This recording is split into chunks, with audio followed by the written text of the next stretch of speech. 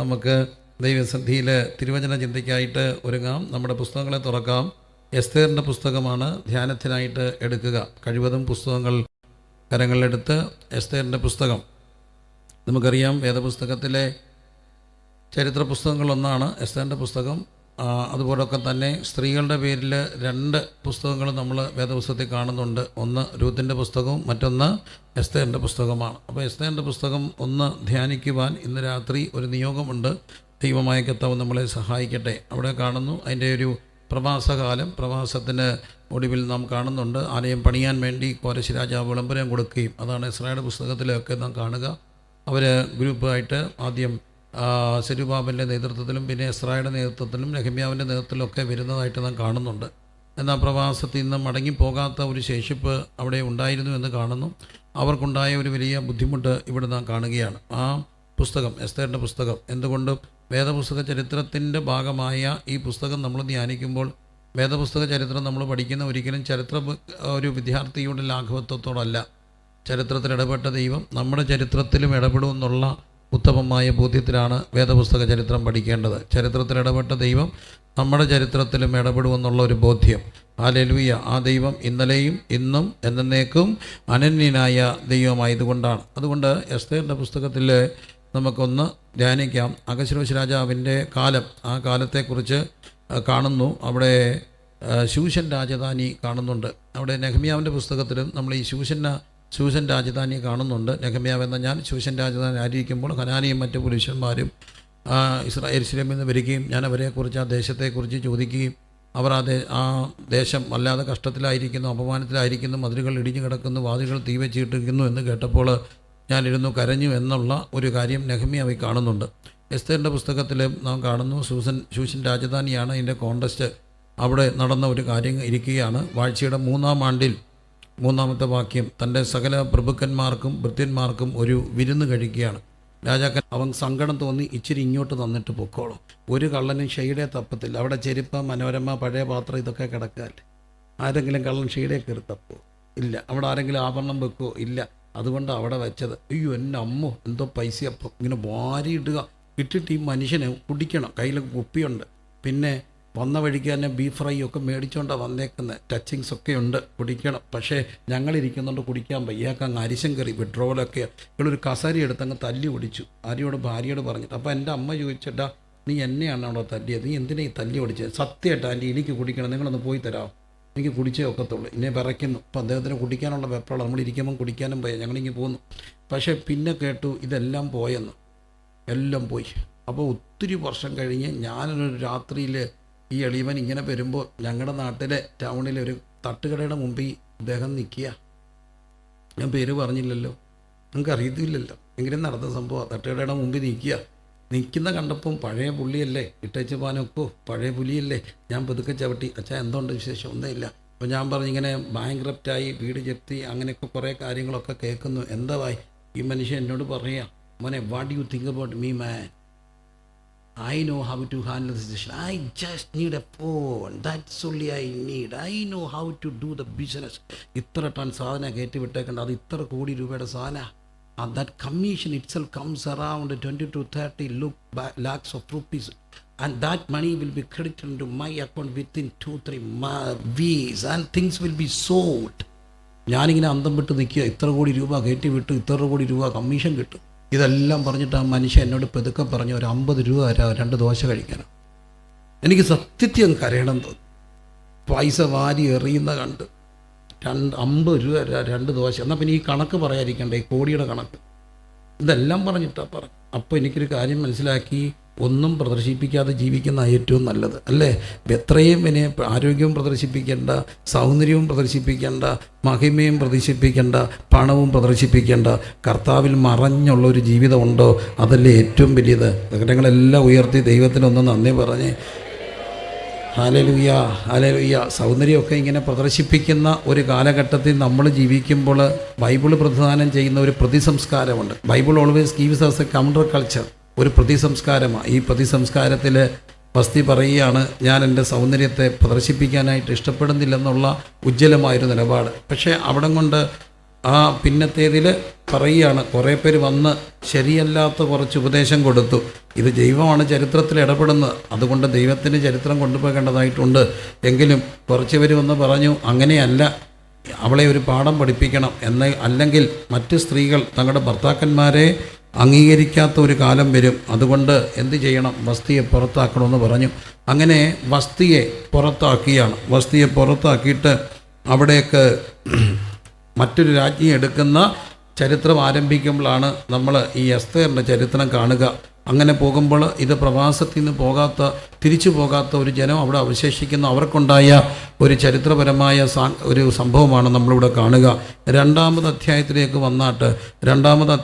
വരുമ്പോൾ, എന്നാൽ ശൂഷൻ രാജധാനിയിൽ ബെന്യാമീനായ കീശിൻ്റെ മകനായ ഷിമിയുടെ മകനായ യായീരിൻ്റെ മകൻ മോർദേക്കായ് എന്നു പേരുള്ള ഒരു യഹൂദനുണ്ടായിരുന്നു. അവിടെ അവൻ്റെ പേര് പറയുന്നുണ്ട്.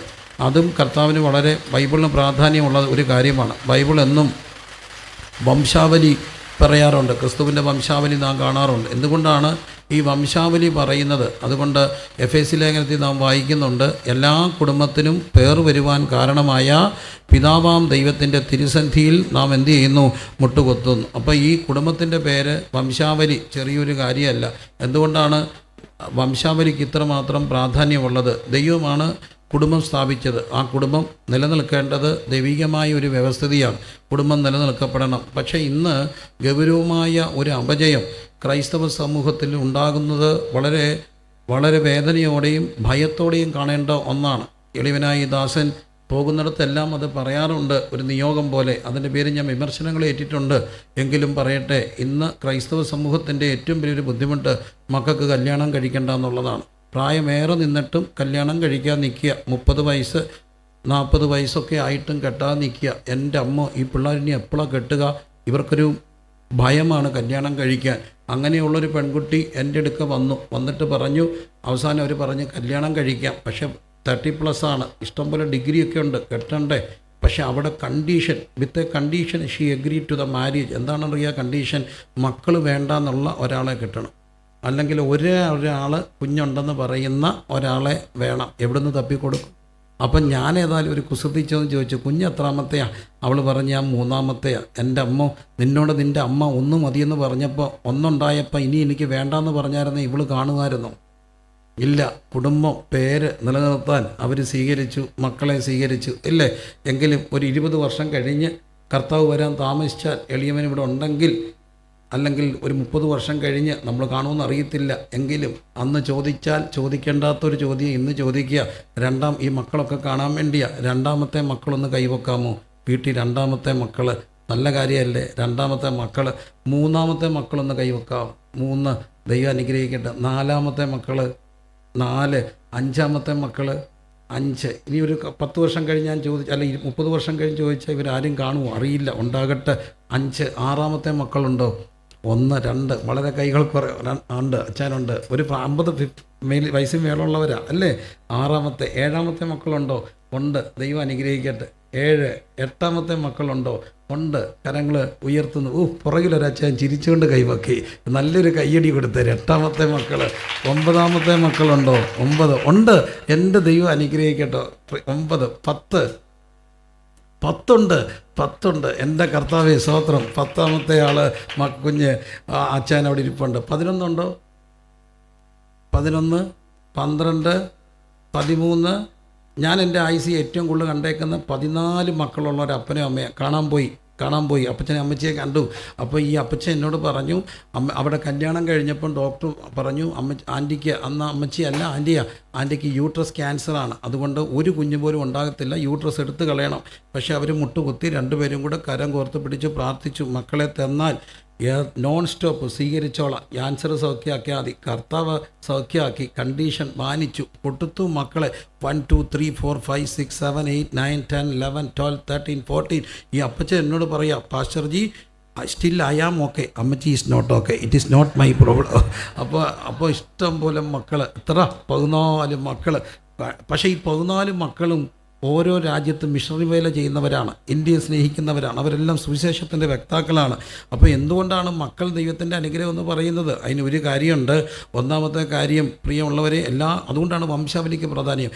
ജനിച്ച ഒരു കുഞ്ഞ് കുഞ്ഞ് മരിച്ചുപോയി, കുഞ്ഞ് സ്വർഗത്തിൽ കാണുമോ ഇല്ലയോ? ക്രൈസ്തവ വിശ്വാസത്തിൽ ജനിച്ചൊരു കുഞ്ഞങ്ങ് മരിച്ചുപോയി, കുഞ്ഞ് സ്വർഗത്തിൽ കാണുമോ ഇല്ലയോ? കാണും. ഒരു കുഞ്ഞിന് ജനിച്ചു ഇച്ചിരി ബുദ്ധി വൈകല്യങ്ങളുണ്ട്, ബുദ്ധിയുള്ളൊരു ബുദ്ധിയുള്ളൊരു കുഞ്ഞുണ്ട്. അമ്മയുടെ അടുക്ക ചെന്നപ്പോൾ ഈ കുഞ്ഞിനെ കണ്ടപ്പോൾ എനിക്ക് സങ്കടമായി. പക്ഷെ അമ്മ എന്നോട് പറയാ, എൻ്റെ പാസ്റ്ററെ എനിക്ക് ഇവനെ ഓർത്തൊരു സങ്കടമില്ല, അവൻ ഇപ്പം മരിച്ചാലും സ്വർഗത്തില്ല ഉറപ്പാ അവന്. പക്ഷേ ഇവനെ ഓർത്ത് എനിക്ക് പേടിയാ, ഇവൻ മേളിൽ കാണുമെന്ന് പേടിയാ, ഇവനെ ഓർത്ത് പ്രാർത്ഥിക്കണം, ഇവൻ ഒരു കുഴപ്പമില്ല, ഞാൻ നോക്കിക്കോളാം. എൻ്റെ പൊന്നെ, ഒരു കാര്യം ഓർത്തോണേ, കുഞ്ഞുങ്ങൾക്ക് ജന്മം കൊടുക്കുന്നത് ഒരു വലിയ ദൗത്യമാണ്. സ്വർഗത്തിന് അവകാശികളെ കൊടുക്കുകയാണ്, നിത്യതയ്ക്ക് ഒരു ബയോളജിക്കൽ എഫക്റ്റ് മാത്രമല്ല കുഞ്ഞുങ്ങൾ. അത് ക്രൈസ്തവ ദർശനത്തിൽ വചന വെളിച്ചത്തിൽ സ്വർഗത്തിന് അവകാശികളെ കൊടുക്കുകയാണ്. നിത്യതയ്ക്ക് കൊടുക്കുന്ന ഏറ്റവും വലിയ ഒരു കോൺട്രിബ്യൂഷനാണ് മക്കളെന്ന് പറയുന്നത്. ആ ദർശനത്തിൽ ക്രൈസ്തവ സമൂഹം അതിനെ കാണണം. അതുകൊണ്ടാണ് ഇവിടെ വംശാവലിക്ക് പ്രാധാന്യം. വംശാവലി ചെറിയൊരു കാര്യമല്ല. അവിടെ മൊർദെഖായിയുടെ വംശാവലി പറയുന്നു. എന്നിട്ട് പറയുകയാണ്, അവനെ പ്രവാസികളായ കൂട്ടത്തിൽ യെരൂശലേമിൽ കൊണ്ടുപോയിരുന്ന ഒരാൾ അവൻ്റെ ചിറ്റപ്പൻ്റെ മകളായ എസ്തേർ എന്ന ഹദസയ്ക്ക് അമ്മയപ്പന്മാർ ഇല്ലായ്ക കൊണ്ട് അവളെ വളർത്തിയിരുന്നു, അല്ലേ? അവളെ ഈ യുവതി രൂപവതിയും സുമുഖിയുമായിരുന്നു. അപ്പനും അമ്മയും മരിച്ച ശേഷം മൊർദെഖായി അവളെ തനിക്ക് എന്തായിട്ടെടുത്തു? മകളായിട്ടെടുത്തു. അങ്ങനെയാണെങ്കിൽ ലോകത്ത് ആദ്യം അഡോപ്ഷൻ തുടങ്ങിയത് ആരാണ്? മൊർദെഖായിയാണ്. അപ്പനും അമ്മയും മരിച്ച കുഞ്ഞിനെ, അനാഥ കുഞ്ഞിനെ അഡോപ്റ്റ് ചെയ്തു. എന്തുകൊണ്ടായിരിക്കണം മൊർദെഖായിയുടെ ചരിത്രം ഇവിടെ വന്നത്? കാര്യമുണ്ട്.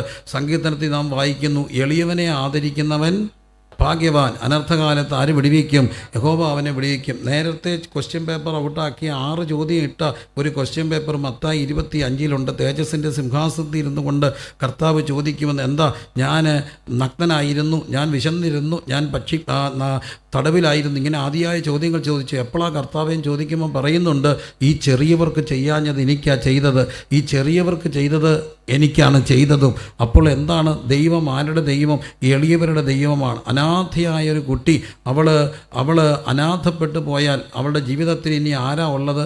അനാഥത്വം ചെറിയൊരു കാര്യമല്ല. അതുകൊണ്ട് എല്ലാ മക്കളോടും ഞാൻ പറയും, എന്നും അപ്പനും അമ്മയും ഓർത്ത് പ്രാർത്ഥിച്ചോണം. ഏത് പ്രായത്തിലും അവർ പോയ ഒരു പവർ സ്റ്റുഡിയോയിൽ നിന്ന് ഇറങ്ങി വരിക, 19, 65, 60, 60+ എങ്കിലും കാണും ആ പിതാവ്. എന്നെ കണ്ടപ്പം എന്തോ അദ്ദേഹം പറയുക, പാസ്റ്ററെ ഒന്ന് കാണണം. എന്തിനാപ്പാ? ഒന്ന് കരയാനാ. കെട്ടിപ്പിടിച്ച ആ മനുഷ്യൻ കരഞ്ഞു. എനിക്കങ്ങ് സങ്കടമായിപ്പോയി. ഞാൻ ചോദിച്ചു, എന്താ? എനിക്ക് ആരിയില്ല. അപ്പം ഞാനോർത്ത് ഇദ്ദേഹത്തിന് ആരിയില്ലേ ചോദിച്ചപ്പോഴാണ് പറയുന്നത്, അമ്മ നേരത്തെ മരിച്ചു, ഈ അടുത്തിടയ്ക്ക് അപ്പനും മരിച്ചു, എനിക്ക് ആരിയില്ല. അപ്പം എൻ്റെ മനസ്സിൽ അന്ന് വൈകിട്ടൊരു വാക്ക് കിട്ടി, അഡൽട്ട് ഓർഫൻ. ഏത് പ്രായത്തിലും അപ്പനും അമ്മയും മരിച്ചാൽ നമ്മൾ ആരാ? ഓർഫന. മറ്റേ എന്തോ സങ്കടം ഉണ്ടെങ്കിലും അവിടെ ഒന്ന് ചെന്ന് പറയാനും എന്തോ ഉണ്ടെന്ന് ചോദിക്കാനും ഒക്കെ ഒരാളുണ്ടത് ചെറിയൊരു കാര്യം. അതുകൊണ്ട് തന്നെ മക്കളോടൊക്കെ പറയട്ടെ, പേരൻസ് ജീവിച്ചിരിക്കാൻ പ്രാർത്ഥിക്കണേ. ഞാൻ ഒത്തിരി കുഞ്ഞുങ്ങളോട് ചോദിക്കുന്ന ഒരു ചോദ്യമുണ്ട്, അമ്മ ഉപയോഗിക്കുന്ന മരുന്നിൻ്റെ പേരറിയാവുന്ന എത്ര മക്കളുണ്ട്?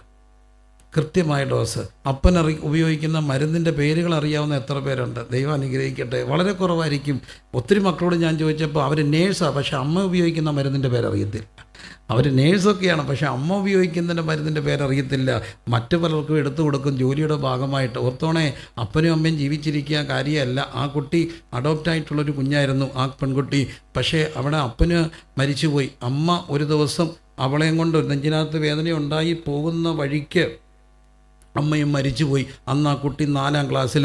ഇന്ന് ആ കുട്ടി വളർന്ന് വലിയൊരു കുട്ടിയായി, നേഴ്സിംഗ് 9 വർഷമായി ആ കുട്ടി എൻ്റെ കൂടെ ഉണ്ട്. പക്ഷേ സങ്കടം, ഒത്തിരി ബന്ധുക്കളൊക്കെ അന്ന് അടക്കത്തിനുണ്ടായിരുന്നു. ഒരേ ഒരു അമ്മാച്ചനെ ഒഴിച്ച് നാളിതുവരെ ഒരു വ്യക്തി എന്തോ ഉണ്ടെന്ന് ചോദിക്കുന്നു ഞാൻ കണ്ടിട്ടില്ല. അതുകൊണ്ട് ഓർത്തോണം, അപ്പനും അമ്മയും ഉണ്ടെങ്കിലേ തിരക്കത്തുള്ളൂ, അല്ലേ? ഈ കുട്ടി ആരായി? അനാഥയായി. പല മക്കളും ഒക്കെ ചിലപ്പോൾ ഈ വീട്ടിൽ വരാൻ താമസിക്കും, കോളേജിൽ നിന്നൊക്കെ വരാൻ താമസിക്കുമ്പോൾ ഇവർ വിളിച്ചാൽ ഇതുങ്ങൾ ഫോൺ എടുക്കത്തില്ല. അപ്പോൾ അമ്മ എന്ത് ചെയ്യും? അമ്മ കൂട്ടുകാരിയെ വിളിക്കും. പിന്നൊരു നാടകമാണ്, കുച്ചിപ്പുടി, സാമൂഹ്യ നൃത്യം, എല്ലാം ഭരതനാട്യം എല്ലാം നടക്കും. എന്തിനാ? എൻ്റെ കൂട്ടുകാരിയെ വിളിച്ച് നാണം കെടുത്തിയില്ലേ? എൻ്റെ കൂട്ടുകാരിയെ വിളിച്ച് നാണം കെടുത്തിയില്ലേ? ഞാൻ ഈ മക്കളൊക്കെ ചോദിക്കുന്ന ഒരു ചോദ്യമുണ്ട്, അമ്മ മരിച്ചു പോയാൽ പിന്നെ ആര് വിളിക്കും? 4 മണിക്കല്ല, വൈകുന്നേരമായാൽ കണ്ടില്ലെന്ന് ആരാ തിരക്കുക? അപ്പം തന്നെ പല മക്കൾക്കും കഴിക്കണ്ട. ഇപ്പം വേണ്ടെന്നല്ലേ പറഞ്ഞത് പറയുന്ന മക്കളൊക്കെ സ്ഥാപനത്തിലാകട്ടെ കൃത്യം സമയത്ത് പോയി കഴിക്കും. എന്താ കാര്യം? അത് വലിയൊരു കാര്യമാണ്. എൻ്റെ പൊന്നോമന സഹോദരങ്ങളെ, ഇവിടെ ഒരു കുട്ടി, അനാഥപ്പെട്ടു പോയൊരു കുട്ടി. ഓർത്തോണേ, അനാഥരെ പിതാവുമാരുടെയും കാന്തനും പരിപാലകനുമായ ദൈവം മൊർദെഖായിയെ അവൻ മൊർദെഖായി ചെറിയവരെ മാനിച്ചത് കൊണ്ട് എളിയവനെ ആദരിക്കുന്നവൻ ഭാഗ്യവാൻ. അനർത്ഥകാലത്ത് ആര് വിടുവിക്കും? യഹോവ അവനെ കരമുയർത്തി സ്തുതിച്ച് എളിയവനെ അതുകൊണ്ടല്ലേ മൊർദെഖായിയുടെ ചരിത്രം. വീണ്ടും അവിടെ നിന്നുകൊണ്ട് ഒരു അനുഭവം പറഞ്ഞ് മുമ്പോട്ട് പോകാം. വളരെ ചെറുപ്പം, ഞങ്ങളൊരു ചെറിയ വീട്, അപ്പോൾ അപ്പയ്ക്കൊരു കൊച്ചു ബിസിനസ്സുണ്ട്. അന്ന് അപ്പ പറഞ്ഞു ശനിയാഴ്ച ഒരു ഗസ്റ്റ് വരുന്നുണ്ട്, ഭയങ്കര ഒരുക്കം, വീട്ടിൽ ഗസ്റ്റ് വരുന്നുണ്ട്. ഞാൻ പറയും നസ്രാണിയുടെ ഊണാണ്, 4 കൂട്ടിയ 4 കോഴ്സുണ്ട്. ഫസ്റ്റ് കോഴ്സ് കട്ട്ലറ്റും സലാഡ്, 2 ബ്രെഡും സ്റ്റൂ ഉണ്ട്, 3 ചോറ് കറി എല്ലാം ഉണ്ട്, 4മതാണ് പഴവും പഞ്ചസാരയും ഒക്കെ ഉണ്ട്. നസ്രാണിക്ക് 4 കോഴ്സാണ്. ഇതെല്ലാം കൂട്ടിയുള്ള വിരുന്നിൻ്റെ വട്ടക്കൂട്ട. ആരോ വരുന്നുണ്ടെന്നറിയാം, എല്ലാം വൃത്തിയാക്കുന്നു, ഭയങ്കര ബഹള. പക്ഷേ ഉച്ചയായപ്പം ഗസ്റ്റ് വന്നു. ആരാന്നറിയാമോ? എല്ലാ കല്യാണത്തിനും വിളിക്കാതെ ഉണ്ണാൻ പോകുന്ന ഒരു അച്ചാനെയും കൊണ്ട് വന്നേക്കുക. ഇലയൊക്കെ ഇട്ട് ഭയങ്കര ഊണ്. പോയപ്പം അപ്പ എന്നോട് പറഞ്ഞു ഒരു കാര്യം, എന്നെയും പെങ്ങളെയും വിളിച്ചിട്ട് പറഞ്ഞു, വേണമെങ്കിൽ ഹോട്ടലിൽ കൊണ്ടുപോയി ഊണ് മേടിച്ച് കൊടുക്കുക. പക്ഷേ ഞാൻ ഇവിടെ കൊണ്ടുവന്ന് ഇങ്ങനെ ചെയ്തത് നിങ്ങളെ ഒരു കാര്യം പഠിപ്പിക്കാനാ.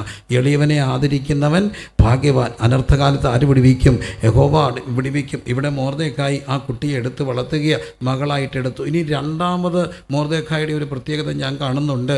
100 കണക്കിന് കുട്ടികൾ, 1 അല്ല 2 അല്ല 3 അല്ല 4 അല്ല, എത്രയോ പെൺകുട്ടികളുടെ സങ്കടങ്ങൾ എളിയവൻ്റെ മനസ്സിൽ ഇരിപ്പുണ്ട്. പല പെൺകുട്ടികളും അബ്യൂസ് ആയത് ബന്ധു വീട്ടിൽ വെച്ചോ കസിൻസിനാലാണ്. പല കുട്ടികൾക്ക് മുറിവേറ്റത് സ്വന്തമെന്ന് കരുതിയ കസിൻസിനാലാണ്. പക്ഷേ ഇവിടെ മൊർദെഖായി ചിറ്റപ്പൻ്റെ മകൾ ഫസ്റ്റ് കസിന, സ്വന്തം കസിനെ, അനാഥയെ, അവളെ ഉപദ്രവിച്ചാൽ, അവളെ മിസ്യൂസ് ചെയ്താൽ, അബ്യൂസ് ചെയ്താൽ ആര് ചോദിക്കും? ചോദിക്കാനും പറയാനും ആരുമില്ലാത്ത പെൺകുട്ടി. പക്ഷേ ഒരു കാര്യം അവൻ തീരുമാനിച്ചു, മൂത്തവരെ അമ്മമാരെ പോലെയും ഇളയവരെ പൂർണ്ണ നിർമ്മലതയിൽ സഹോദരിമാരെയും കാണണമെന്നുള്ള ബൈബിൾ മൂല്യം കാത്ത ഒരു വലിയ മനുഷ്യൻ്റെ പേരാണ് എന്ത്? മൊർദെഖായി. ചെറിയ തീരുമാനങ്ങളാണ് ചിലരെ ആഘോഷത്തോളം വലുപ്പമുള്ളവരാക്കി മാറ്റുന്നത്. ഇവിടെ ആ മൊർദെഖായി വിശുദ്ധിയോടെ നിൽക്കുകയാണ്. അങ്ങനെ ഈ എസ്തേറിനെ വളർത്തുന്നു. അതിനിടയ്ക്കൊരു കൽപ്പന വരുന്നു. എന്താണ്? ഈ രാജാവ് തൻ്റെ പട്ടമകക്ഷിയെ അന്വേഷിക്കുകയാണ്, രാജ്ഞിയെ അന്വേഷിക്കുകയാണ്. കൊടുത്തു, അപേക്ഷ എടുത്തു, എസ്തേറിനെ അവിടെ കൊണ്ടുപോയി. 1 വർഷമാണ് അവൾക്കുള്ളത്. 2-ാം അധ്യായത്തിലേക്ക് വരുമ്പോൾ അതിൻ്റെ 12-ാമത്തെ വാക്യം എന്താണ്? ഓരോ യുവതിക്ക് 12 മാസം നിയമപ്രകാരം 6 മാസം മൂർത്തൈലവും 6 മാസം സുഗന്ധവർഗവും, സ്ത്രീകൾക്ക് ശുദ്ധീകരണത്തിന് വേണ്ടിയുള്ള മറ്റു വസ്തുക്കളെയും കൊണ്ട് അവിടെ ശുദ്ധീകരണ കാലം തികയുമ്പോഴാണ് രാജാവിൻ്റെ അടുത്തേക്ക് പോകുക. അപ്പോൾ ഒരു 6 മാസം എന്തോരാണ്, 1 വർഷത്തെ ഒരുക്ക. നമ്മുടെ ഒരു കല്യാണത്തിന് പെൺകുട്ടിയെ 3 മണിക്കോ 4 മണിക്കോ എഴുന്നേൽപ്പിച്ച് ബ്യൂട്ടി പാർലറിൽ കൊണ്ടുപോകുന്നു. പാവം, എന്ത് കഷ്ടമാണ്. തിരിച്ചു വരുന്നു, പിന്നെ ഫോട്ടോ, പിന്നെ കല്യാണം, തിരിച്ചു വന്ന് വീണ്ടും ഫോട്ടോ. എൻ്റെ അമ്മോ, ഇതിൻ്റെ ഇടപാട് തെറ്റും, എന്ത് കഷ്ടമാണ്. ഇത് 1 ദിവസമാണോ? അല്ല, 1 വർഷത്തെ ഒരുക്കുക. എന്തിനാ? രാജാവിൻ്റെ സന്നിധിയിലൊന്ന് പോയി നിൽക്കാൻ. അങ്ങനെയാണെങ്കിൽ ഓർത്തോനെ, രാജാതി രാജാവും കർത്താതി കർത്താവും, താൻ മാത്രം അമർത്യത ഉള്ളവനും അടുത്തുകൂടാത്ത വെളിച്ചത്തെ വസിക്കുന്നതിനുമായ കർത്താവ് തന്നെ എതിരേൽപ്പാൻ വരുമ്പോൾ എന്തുമാത്രം ഒരുക്കം നമുക്ക് ആവശ്യമുണ്ട്. തൻ്റെ കാന്ത ഒരുങ്ങണം. എങ്ങനെ ഒരുങ്ങണം? കറ, ചുളുക്കം, മാട്ടം, മാലിന്യം ഒന്നുമില്ലാതെ ശുദ്ധയും ശുഭ്രവുമായി വചനത്താൽ കഴുകപ്പെട്ട് പരിശുദ്ധാത്മാവിനാൽ നയിക്കപ്പെടുന്ന, വചനത്താൽ ഹല്ലേലൂയ കഴുകപ്പെടുന്ന ഒരു ദൈവസഭയാണ് കർത്താവ് ചേർക്കാൻ വരിക. എൻ്റെ പ്രിയമുള്ളവരെ, അതുകൊണ്ടാണ് നാം പാടുക, വിശുദ്ധിയെ തികച്ചു നാം ഒരുങ്ങി നിൽക്കുക, പ്രിയൻ വരുവതിന് താമസം ഏറെയില്ല. ഒരുങ്ങണം പ്രിയരെ, ഒരുങ്ങണം. ഒരു രാജാവിൻ്റെ മുമ്പിൽ പോയി നിൽക്കാൻ ഇങ്ങനെ ഒരു ഒരുക്കം വേണമെങ്കിൽ നമ്മുടെ രാജാവിൻ്റെ മുമ്പിൽ പോയി നിൽക്കാൻ എന്തുമാത്രം ഒരുക്കൻ ഉണ്ട്. ആ പ്രാർത്ഥനയാണ് ആ പാട്ട്. നല്ലദാസൻ എന്ന് തൊല്ലുന്നാൾ തൻ്റെ മുമ്പാകെ ലജ്ജിതനായി തീർന്നു പോകാതെ നന്ദിയോടൻ പ്രിയൻ മുമ്പിൽ പ്രേമ കണ്ണീർ ചൊരിഞ്ഞിടാൻ ഭാഗ്യമേറും മഹോത്സവ വാഴ്ചകാലം വരുന്നല്ലോ. കരങ്ങൾ ഉയർത്തി ഒന്ന് പാടാമോ? നല്ലദാസൻ എന്ന് ചൊല്ലുന്നാൾ തൻ്റെ മുൻപാകെ ലജ്ജിതനായി, നല്ലദാസൻ തൻ്റെ മുൻപാകെ ലജ്ജിതനായി നന്ദിയോടൻ പ്രിയൻ മുൻപിൽ പ്രേമ കണ്ണീർ ചൊരിഞ്ഞിടാൻ, നന്ദിയോടൻ പ്രേമ കണ്ണീർ ഭാഗ്യമേറും വാഴ്ചകാലം വരുന്നല്ലോ. ഭാഗ്യമേറും വാഴ്ചകാലം വരുന്നല്ലോ. എൻ്റെ സമ്പത്തെന്നു ചൊല്ലുവാൻ വേറെയില്ലൊന്നും, യേശു മാത്രം. ആമേൻ. എൻ്റെ സമ്പത്തെന്നു ചൊല്ലുവാൻ വേറെയില്ലൊന്നും, യേശു മാത്രം സമ്പത്താകുന്നു. നല്ല ദാസനെന്നു ചൊല്ലുന്ന തൻ്റെ മുൻപാകെ ലജ്ജിതനായി തീർന്നു പോകാതെ നല്ല ദാസൻ നിന്നു ചൊല്ലുന്ന തന്റെ മുൻപാകെ ലജ്ജിതനായി തീർന്നു പോകാതെ നന്ദിയോടെ പ്രിയൻ മുൻപിൽ പ്രേമ കണ്ണീർ ചൊരിഞ്ഞിടാൻ, നന്ദിയോടെ പ്രിയൻ മുൻപിൽ പ്രേമ കണ്ണീർ ചൊരിഞ്ഞിടാൻ ഭാഗ്യമേറും മഹോത്സവ വാഴ്ചകാലം വരുന്നല്ലോ. ഭാഗ്യമേറും മഹോത്സവ വാഴ്ചകാലം വരുന്നല്ലോ. എന്റെ സമ്പത്തെന്നു ചൊല്ലുവാൻ വേറെയില്ലൊന്നും, യേശു മാത്രം സമ്പത്താകുന്നു. എന്റെ സമ്പത്തെന്നു ചൊല്ലുവാൻ വേറെയില്ലൊന്നും, യേശു മാത്രം സമ്പത്താകുന്നു. കുഞ്ഞാടാകും എന്റെ പ്രിയന്റെ നീയിൽ ചെന്നു ചേരാൻ ഭാഗ്യമുണ്ടെങ്കിൽ കുഞ്ഞാടാകും എന്റെ പ്രിയന്റെ സിയോൻ പുരിയിൽ ചെന്നു ചേരാൻ ഭാഗ്യമുണ്ടെങ്കിൽ ലോകമെന്നെ ത്യജിച്ചാലും ദേഹമെല്ലാം ക്ഷയിച്ചാലും, ലോകമെന്നെ ത്യജിച്ചാലും ദേഹമെല്ലാം ക്ഷയിച്ചാലും, ക്ലേശമെന്നിൽ ലേശമില്ലാതീശനെ ഞാൻ പിന്തുടരും. ക്ലേശമെന്നിൽ ലേശമില്ലാതീശനെ ഞാൻ പിന്തുടരും. എന്റെ സമ്പത്തെന്നു ചൊല്ലുവാൻ വേറെയില്ലൊന്നും, യേശു മാത്രം സമ്പത്താകുന്നു. അപ്പോൾ എന്നെ കേൾക്കുന്ന പ്രിയമുള്ളവരെ, ഒരു രാജാവിൻ്റെ മുമ്പിൽ നിൽക്കാൻ വേണ്ടി ഈ പെൺകുട്ടി ഇത്രമാത്രം ഒരുക്കമാണെങ്കിൽ നമ്മുടെ കർത്താവിൻ്റെ മുമ്പിൽ എന്തുമാത്രം നാം ഒരുങ്ങേണ്ടതായിട്ടുണ്ട്. നമ്മുടെ കർത്താവ് വരാറായി. ഹല്ലേലൂയ. നമ്മുടെ ദൈവത്തെ എതിരേൽപ്പാൻ നാം ഒരുങ്ങണം. അതിനുവേണ്ടിയുള്ള ഒരുക്ക യോഗങ്ങളാണ് ഈ നടക്കുക. എന്താണ് വിളിച്ച് പറയുക? കർത്താവ് വരാറായി, ഒരുങ്ങണം. അങ്ങനെ വിളക്കിൽ എണ്ണയുള്ള ബുദ്ധിയുള്ള കന്യകമാരെ പോലെ നാം കർത്താവിൻ്റെ വരവിന് വേണ്ടി ഒരുങ്ങിയിരിക്കുക. അങ്ങനെ ഈ പെൺകുട്ടി ഒരുങ്ങുക. മറ്റൊരു പ്രത്യേകത എന്തുകൊണ്ടായിരിക്കണം ഇവരെ വേദപുസ്തക ചരിത്രത്തിൻ്റെ ഭാഗമാക്കിയത്? ഞാൻ കണ്ട ചില പ്രത്യേകത പറയാം. അവിടെ കാണുന്നു 2-ാം അധ്യായത്തിൻ്റെ 13-ാമത്തെ വാക്യം, അന്തഃപുരത്തിൽ നിന്ന് രാജധാനിയോളം തന്നോടുകൂടെ കൊണ്ടുപോകേണ്ടതിന് ഏത് പെൺകുട്ടിയാണോ പോകുന്നത് അവൾ ചോദിക്കുന്ന സകലതും അവൾക്ക് എന്തു ചെയ്യും? കൊടുക്കും. അതാണ് അന്ന് ഇഷ്ടം പോലെ കൊടുക്കും. അവൾക്ക് എന്തും ചോദിക്കാം. എന്നാലും എസ്തേർ ഒരു പെൺകുട്ടിയല്ലേ? അവളൊരു പെൺകുട്ടിയല്ലേ? പെൺകുട്ടിക്ക് സ്വാഭാവികമായിട്ടും ഒരുങ്ങാനൊരു ഇഷ്ടമില്ലേ? അത് സ്വാഭാവികമായൊരു കാര്യമല്ലേ? നമുക്കറിയാം, നമ്മുടെ ആൺപിള്ളേരൊക്കെ കൊച്ചിലെ വല്ല കള്ളനും പോലീസും കളിക്കുമ്പോൾ, അല്ലെങ്കിൽ അവൻ്റെ കൈ കിട്ടുന്ന വണ്ടി കൊണ്ട് അവൻ വണ്ടിയൊക്കെ ഡ്രെന്നൊക്കെ പറഞ്ഞ് വണ്ടി കൊണ്ട് പോകുമ്പോൾ പെൺകുട്ടി എവിടെ എടുക്കും? അമ്മയുടെ ഷാളെടുത്ത് സാരി ചുറ്റി പെട്ടൊക്കെ എഴുതി അവിടെ ഒരു പാവയൊക്കെ എടുത്ത് ഒരുങ്ങിയൊക്കെ ഇങ്ങനെ അമ്മയും കുഞ്ഞും കളിക്കുന്ന കാണാം. എന്താ കാര്യം? പെൺകുട്ടി അങ്ങനെയാണ്, അവൾ ഒരുങ്ങണം. പക്ഷേ ഇവിടെ ഈ പെൺകുട്ടിയുടെ ഒരു പ്രത്യേകത കണ്ടു. അവൾ അങ്ങനെ പോകാനുള്ള അവിടെ ചാൻസ് വന്നപ്പോൾ പറയുന്നു, അതിൻ്റെ 15-ാമത്തെ വാക്യത്തിൽ, രാജാവ് എസ്തേർ അവിടെ അന്തഃപുര പാലകനായ ഹേഗായി, 15-ാം വാക്യം, ഹേഗായി പറഞ്ഞത് മാത്രമല്ലാതെ ഒന്നും ചോദിച്ചില്ല. അവൾക്ക് എന്തും ചോദിക്കാം. പക്ഷേ ഇവളൊന്നും എന്ത് ചെയ്തില്ല? ചോദിച്ചില്ല. എനിക്ക് ആ കുട്ടിയെ ഇഷ്ടപ്പെട്ടു. അതുകൊണ്ടായിരിക്കണം എസ്തേറിനെ ദൈവം തിരഞ്ഞെടുക്കുക. അവിടെ ചരിത്രം എന്തും ചോദിക്കാം. ചോദിച്ചോ? ഇല്ല, ഒന്നും ചോദിച്ച മിതത്വമുള്ളൊരു കുട്ടിയാണ്. ഇന്ന് നമുക്കറിയാം, ഒരു കൺസ്യൂമറിസ്റ്റിക് വേൾഡിലാണ് നമ്മൾ ജീവിക്കുക. എല്ലാം വാങ്ങിക്കൂട്ടുന്ന ഒരു പ്രവണതയിലാണ്. എനിക്ക് ഓർമ്മയുണ്ട്, ഇവിടെ ഇരിക്കുന്ന പലർക്കും ഓർമ്മ കാണും, കടയിൽ പോകുമ്പോൾ ലിസ്റ്റുമായിട്ടാണ് പോവുക. 2 കിലോ അല്ലെങ്കിൽ ഇത്ര എന്താണ് പിണ്ണാക്ക്, പഞ്ചസാര, കാപ്പിപ്പൊടി വേണ്ടതനുസരിച്ച് പരിപ്പ് അമ്മ തരുന്ന ലിസ്റ്റിൽ പോയി സാധനം മേടിക്കുക, അതുമായിട്ട് വരിക. പക്ഷേ ഇന്ന് ആ ഒരു കാലം മാറി. ചെല്ലുന്നു മാളിലോട്ട്, എടുക്കുന്നു വണ്ടി, ഉന്തിക്കൊണ്ട് കയറുക. പിന്നെ കിട്ടുന്ന എല്ലാം ഇവിടെ ഇടും, അതിനകത്ത് വാരിയിടും. ചിലപ്പോൾ ഒരു കുഞ്ഞ് അതിനകത്ത് ഇരിപ്പുണ്ടായിരിക്കും, അതിങ്ങനെ 2 കൈ കൊണ്ടും വാരിയിടും.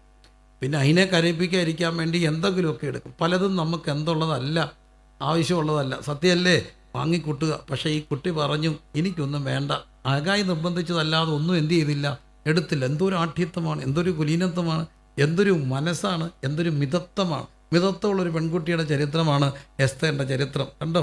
ഇപ്പം ഞാൻ ഒരു ചെറിയ അനുഭവം പറയാം. ആ അനുഭവം ഇത്രയേ ഉള്ളൂ. പൗർവിഷ്യനുമായിട്ട് ബന്ധപ്പെട്ട് ഗാന്ധി ജയന്തി ദിനത്തിൽ എനിക്കൊരു ടാസ്ക് വന്നു. എൻ്റെ മേലൊരു ഉദ്ധാത്തം ഏൽപ്പിച്ചു. ഗാന്ധിയും ക്രിസ്തു ഗാന്ധിജിയെ എങ്ങനെ ക്രിസ്തു സ്വാധീനിച്ചു എന്നുള്ളൊരു പ്രഭാഷണം നടത്തണം.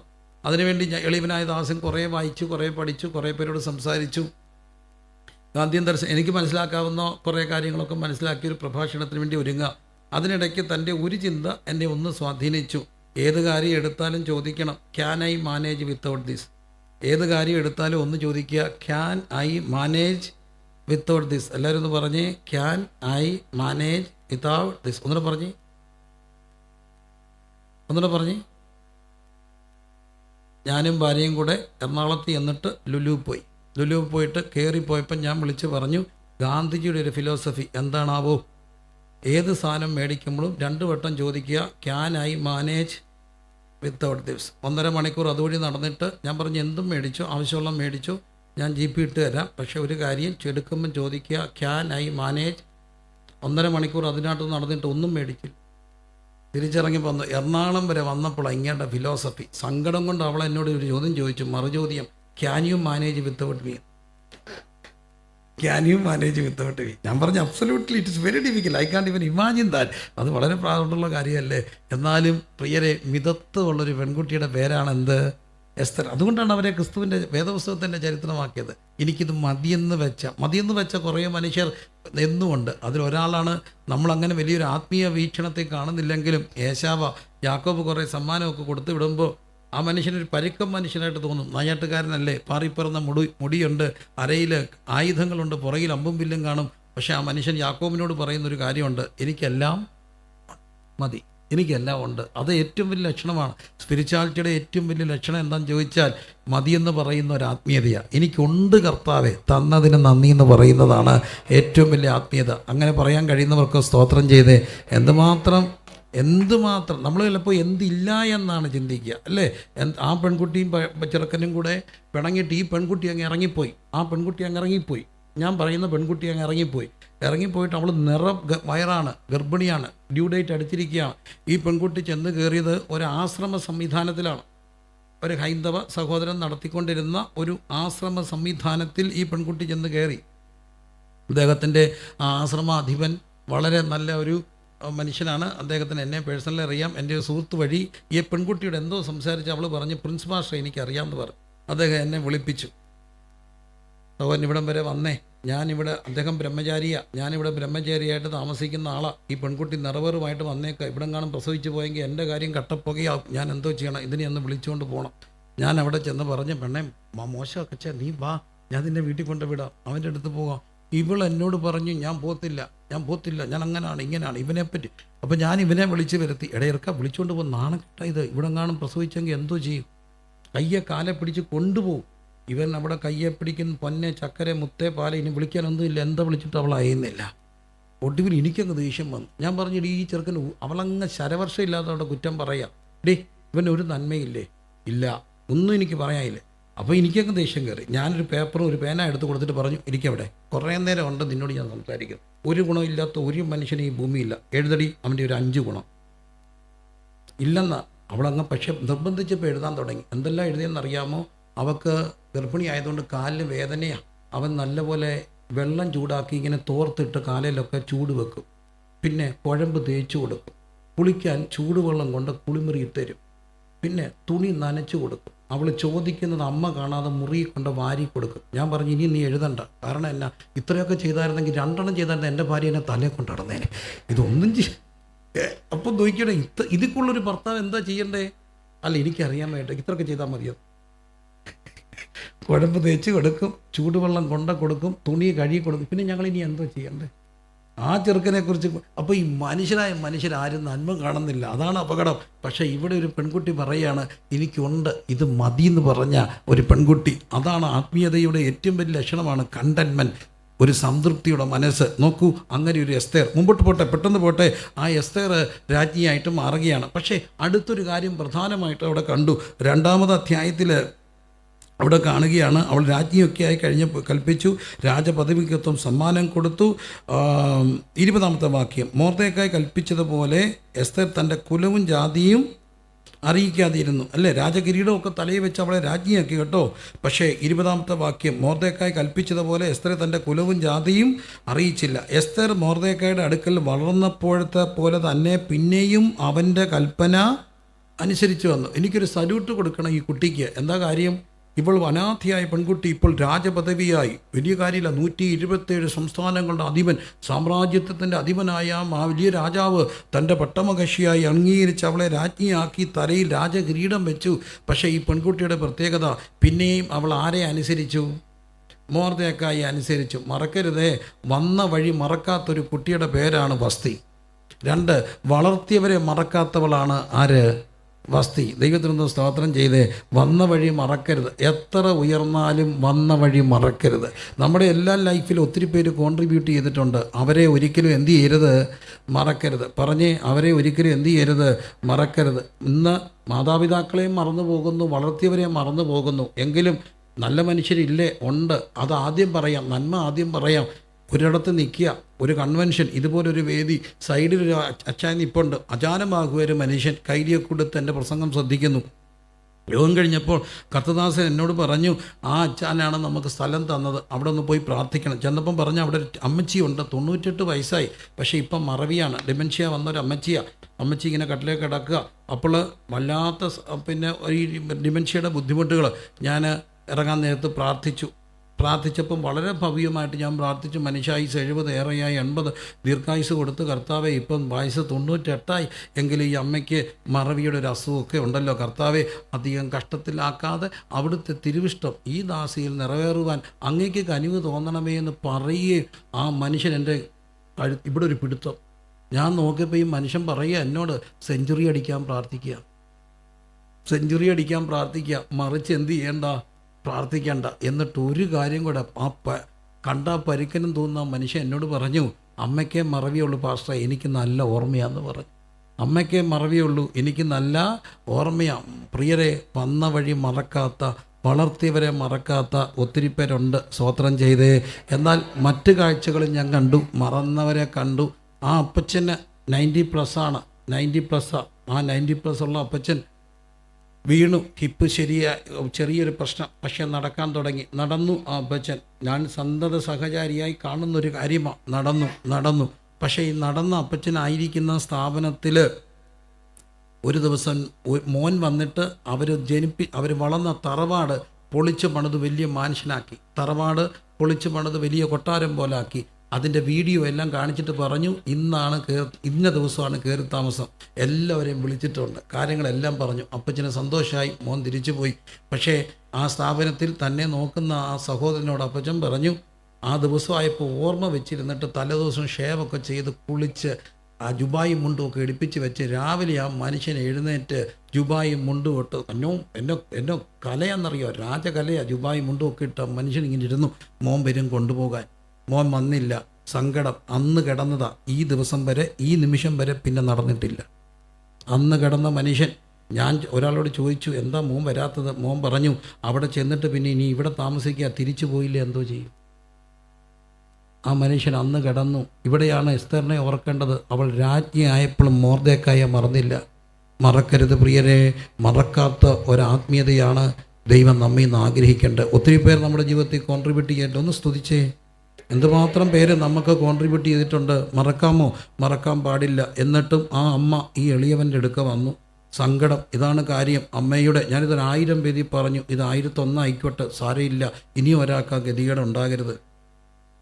അമ്മ എൻ്റെ അടുക്ക വന്നിട്ട് പറഞ്ഞു, അമ്മയുടെ മോനുമായിട്ട് മോൻ പിണങ്ങി നിൽക്കുക, മിണ്ടുന്നില്ല, വിളിക്കുന്നില്ല. കാര്യം എന്തോ ഒരു വസ്തുവിൻ്റെ ഒരു വിഷയമാണ്, അവിടെ ഉണ്ടായ എന്തോ ഒരു മരവുമായിട്ട് ബന്ധപ്പെട്ട ഒരു വിഷയമാണ്. അതിനൊരു പോലീസ് കേസൊക്കെ മോൻ കൊടുത്തു. അങ്ങനെ അമ്മയുമായിട്ട് പിണങ്ങി. ഈ അമ്മ എൻ്റെ അടുക്ക വന്നത് ഒരു കാര്യം പറയാനാണ്. അമ്മയുടെ കണ്ണിന് ക്യാൻസറിൻ്റെ ആരംഭം വന്ന് പറഞ്ഞു 6 മാസം കൊണ്ട് കാഴ്ച പൂർണ്ണമായും പോകാം, അതിനു മുമ്പ് മോനെ ഒന്ന് കാണണം. ഞാൻ വിളിച്ചു. എനിക്കറിയാവുന്ന, അവരെ സ്വാധീനിക്കാൻ ഒക്കുന്ന പലരെയും കൊണ്ട് വിളിപ്പിച്ചു, വന്ന് മോനെ കാണണം. വന്നില്ല. ഒടുവിൽ ഈ അമ്മ ചെയ്ത കാണണോ, എന്നെ കാണാൻ വന്നു. എന്നിട്ട് ഈ എളിയവൻ്റെ കയ്യിൽ ഒരു കെട്ട് പൈസ പേപ്പറിൽ പൊതിഞ്ഞു തന്നു. ഞാൻ നോക്കിയപ്പം പൈസ. എന്തിനമ്മച്ചി പൈസ? മോനെ ഇനി എത്ര നാൾ കാണാൻ ഒക്കുമെന്ന് അറിയത്തില്ല, ക്യാൻസറാ. ഒരു കാര്യം പറയാനാ വന്നത്. ഞാൻ മരിക്കുന്നതിന് മുമ്പ് എൻ്റെ മോൻ വന്നാൽ ഇത് അസാധി, ഈ പൈസ കൊണ്ട് പ്രിൻസിപ്പൽ മാസ്റ്റർ ഉദവി ചെയ്തോ, പാവങ്ങളെ സഹായിച്ചു. ഞാൻ മരിക്കുകയും അവൻ വരാതിരിക്കുകയും ചെയ്തിട്ട് എൻ്റെ മരിച്ചു കിടക്കുമ്പോൾ വന്ന് വലിയ ആൾ കളിച്ചാൽ ബോഡിയെ തൊടിയിപ്പിക്കരുത്. അന്ന് തൊടിയിപ്പിക്കാൻ ബലം പിടിച്ചാൽ ഗുണ്ടെ വിളിക്കണം. അതിനാണ് ഈ കാശ്. 2 കൈയും നീട്ടി അമ്മയുടെ കയ്യിൽ നിന്ന് ഞാൻ മേടിച്ചു ഗുണ്ടയുടെ കാശ്. എന്നിട്ടൊരു അവിവേകം പറഞ്ഞു, അമ്മച്ചി അന്ന് ഗുണ്ടയാകണമെങ്കിൽ ഞാൻ ആയിക്കോളാം. അവിവേകമാണ്, പറഞ്ഞു പോയതാ സങ്കടം കൊണ്ട്. പക്ഷെ വന്നില്ല മോൻ. മരിക്കുന്നിടം വരെ നോക്കി വിളിച്ചു. അവസാനം കണ്ണിൻ്റെ കാഴ്ച പോയി. ഓരോ അനക്കം കേട്ടപ്പോഴും ചോദിച്ചു മോനാണോ. ഒരു ദിവസം എൻ്റെ മോൻ ചെന്നിട്ട് പറഞ്ഞു, അമ്മച്ചിയുടെ മോനാണ്. പോടാ, എൻ്റെ ശബ്ദം കേട്ടാൽ, എൻ്റെ മോൻ്റെ ശബ്ദം കേട്ടാൽ എനിക്കറിയാം നീ അല്ല എൻ്റെ മോൻ, നീ പ്രിൻസിൻ്റെ മോനല്ലേ. പ്രിയരെ ഓർത്തോണേ, മറക്കുന്ന ഒത്തിരി പേരുടെ ലോകത്ത് മറക്കാത്തൊരു പെൺകുട്ടിയുടെ പേരാണ് എസ്തേർ. മറക്കരുതേ. മറവി ഒരു തരത്തിൽ അനുഗ്രഹമാണ്, പക്ഷേ വന്ന വഴി മറക്കരുത്, വളർത്തിയവരെ മറക്കരുത്. മറക്കാത്തൊരു പെൺകുട്ടിയുടെ പേരെന്താ? എസ്തർ. പെട്ടെന്ന് മുമ്പോട്ട് പോവുകയാണ്. അങ്ങനെ ആ കാര്യങ്ങൾ മുമ്പോട്ട് പോകുമ്പോൾ ഇവിടെ ഇടയ്ക്കൊരു സംഭവം ഉണ്ടായി. സംഭവം എന്താണെന്നറിയാമോ? രാജാവിനെ കൊല്ലാൻ വേണ്ടി 2 പേരെ ആലോചിക്കുന്നു. അത് മൊർദെഖായി കേൾക്കുന്നു, അറിവ് കൊടുക്കുന്നു, കാര്യം തിരക്കുന്നു, അവരെ തൂക്കി കൊന്നു കളയുന്നു. ഈ സംഭവം രാജാവ് ഇവിടെ കുറിച്ച് വെച്ചു? ദിനവൃത്താന്ത പുസ്തകത്തിൽ കുറിച്ച് വെച്ചു. 2-ാം അധ്യായത്തിൻ്റെ അവസാനമുണ്ട് ദിനവൃത്താന്ത ഓർമ്മയുടെ പുസ്തകം. ഇത് വായിച്ചപ്പോൾ എനിക്കൊരു ഭാഗം തോന്നി, രാജാവിൻ്റെ കയ്യിൽ ഒരു ഓർമ്മയുടെ പുസ്തകം ഉണ്ടെങ്കിൽ നമ്മുടെ തമ്പുരാൻ്റെ കയ്യിൽ എന്തോ ഉണ്ട്? ഓർമ്മയുടെ പുസ്തകമുണ്ട്. വിശ്വസിക്കുന്നവർ സ്തോത്രം ചെയ്തേ. നാം ചെയ്ത ഒരു ഗ്ലാസ് തണ്ണീര് വെള്ളം കുടിക്കാൻ കൊടുത്താലും ദൈവം എന്ത് ചെയ്യുകയില്ല, മറക്കത്തില്ല. ഞാൻ വന്നപ്പം എൻ്റെ ഒരു പ്രിയപ്പെട്ട അച്ഛന് ഇവിടുമായിട്ടൊരു ബന്ധമൊക്കെ ഉള്ളൊരു മോഹൻചാനുണ്ട്. അച്ഛൻ ഞങ്ങളുടെ ഒരു സഹോദരനാണ്, ഞങ്ങളുടെ ഒരു പിതാവാണ്. അച്ഛൻ പറഞ്ഞു ആ സംഭവം ഒന്ന് പറഞ്ഞേക്കണമെന്ന് നിർബന്ധിച്ചത് കൊണ്ട് ഓർമ്മയുടെ പുസ്തകത്തിൽ ഞാൻ എൻ്റെ സഭയിൽ പറഞ്ഞ സംഭവം ഒന്നുകൂടെ പറയുക. ഇത്രയേ ഉള്ളൂ. വളരെ ചെറുപ്പത്തിലുണ്ടായൊരു അനുഭവം. ഒരു ദിവസം ഒരു പ്രായമുള്ള ഒരു അപ്പച്ചൻ ഉപദേശി ചിറ്റാറ്റിൽ നിന്ന് വന്നു. അജാനുബാഹുവായൊരു മനുഷ്യനാണ്. ആ പാവം പഠിച്ച ദൈവദാസൻ വീട്ടിൽ വന്നിട്ട് പോയപ്പം കൊടുക്കാനായിട്ട് പൈസയൊന്നുമില്ല. അപ്പോൾ എനിക്കൊരു 7-8 പൈസ ഉള്ളൂ. എൻ്റെ അപ്പച്ചൻ, വലിയപ്പച്ചൻ മേശ തുറന്നപ്പോൾ ഈ മേശയ്ക്കകത്ത് ട്രോയിക്കുണ്ട്. ട്രോയ്ക്കകത്തൊരു കള്ളിയറയുണ്ട്, അറിയാമല്ലോ, കൊച്ചറ. ആ കള്ളിയറയ്ക്കകത്ത് നാണയമൊക്കെ ഇടുന്ന അതിനകത്തൊരു കീറിയ 2 രൂപ നോട്ട് കിടപ്പുണ്ട്. ചവിണ്ട് കീറിയ 2 രൂപ നോട്ട്. ഈ അപ്പച്ചൻ എൻ്റെ ഈ നോട്ട് എടുത്ത് തന്നിട്ട് എൻ്റെ അപ്പച്ചൻ പറഞ്ഞു, മോനെ അപ്പച്ചൻ ഈ നോട്ട് കൊടുത്താൽ മോശ. അപ്പോഴത്തേന് ഈ ഉപദേശി പ്രാർത്ഥിച്ചിട്ട് കൊടയൊക്കെ പിടിച്ചങ്ങ് പോയി. മുട്ടം മനുഷ്യനാ, മോൻ കൊണ്ട് കൊടുക്കാൻ പറഞ്ഞു. ഈ അപ്പച്ചൻ്റെ പുറകെ ഞാൻ ഓടി. നിക്കറൊക്കെ ഇട്ട് ഞാൻ ഷട്ടൊന്നും നല്ല ഗുണ്ട് പണിയാ. അന്ന് നല്ല വണ്ണ ഓടിച്ചെന്നു. അപ്പച്ചോ. ഈ അപ്പച്ചൻ തിരിഞ്ഞു നോക്കി. ഞാൻ ചെന്ന് ഈ പൈസ കൊടുത്തിട്ട് പറഞ്ഞു, അപ്പച്ച എൻ്റെ പൈസ കേട്ടോ, എൻ്റെ പൈസ. എന്നോട് അങ്ങനെ പറഞ്ഞേ, മോൻ്റെ പൈസയാന്ന് പറയണേ. എൻ്റെ പൈസ ഇരിക്കട്ടെ കേട്ടോ. എൻ്റെ പൊന്നെ, ആ മനുഷ്യൻ കാലം കൂടെയൊക്കെ കൊണ്ട് മടക്കി എന്നെ ഒന്ന് നോക്കി. എന്നിട്ട് നറോടി എന്നെ ഞാൻ കെട്ടിപ്പിടിച്ചിട്ട് ഒറ്റ കരച്ചിൽ, കണ്ണീരെൻ്റെ തലേ വീണ് ഒഴുകി. തമ്പുരാനെ, ഇവൻ്റെ കാലത്ത് ഈ ബുദ്ധിമുട്ടൊക്കെ മാറ്റണം, ഇവൻ്റെ കാലത്ത് ഈ ബുദ്ധിമുട്ട് മാറ്റണം. അഭിമാനത്തോടെ, ഏറെ വിനയത്തോടെ ഞാൻ പറയും, സുവിശേഷ വിലയ്ക്കായി എന്നെ വിശ്വസിച്ച് എത്രയോ പേർ എളിയവൻ്റെ കയ്യിൽ എന്തുമാത്രം പണം ഏൽപ്പിക്കുമ്പോഴും ഞാൻ ഓർക്കുന്നത് കീറിയ 2 രൂപ നോട്ടും അതെൻ്റെ കുഞ്ഞു മനസ്സിൻ്റെ ഓർമ്മയാ. കെട്ടിപ്പിടിച്ച് കരഞ്ഞ് പ്രാർത്ഥിക്കുന്ന ഒരു അപ്പച്ചനും എൻ്റെ ദൈവം മറക്കുന്ന ദൈവമല്ല, മറക്കാൻ അവൻ അനീതിയുള്ള ദൈവമല്ല. എല്ലാവരും പ്രിയരെ, ഓർമ്മയുടെ പുസ്തകത്തിൽ പേര് വേണ്ടേ?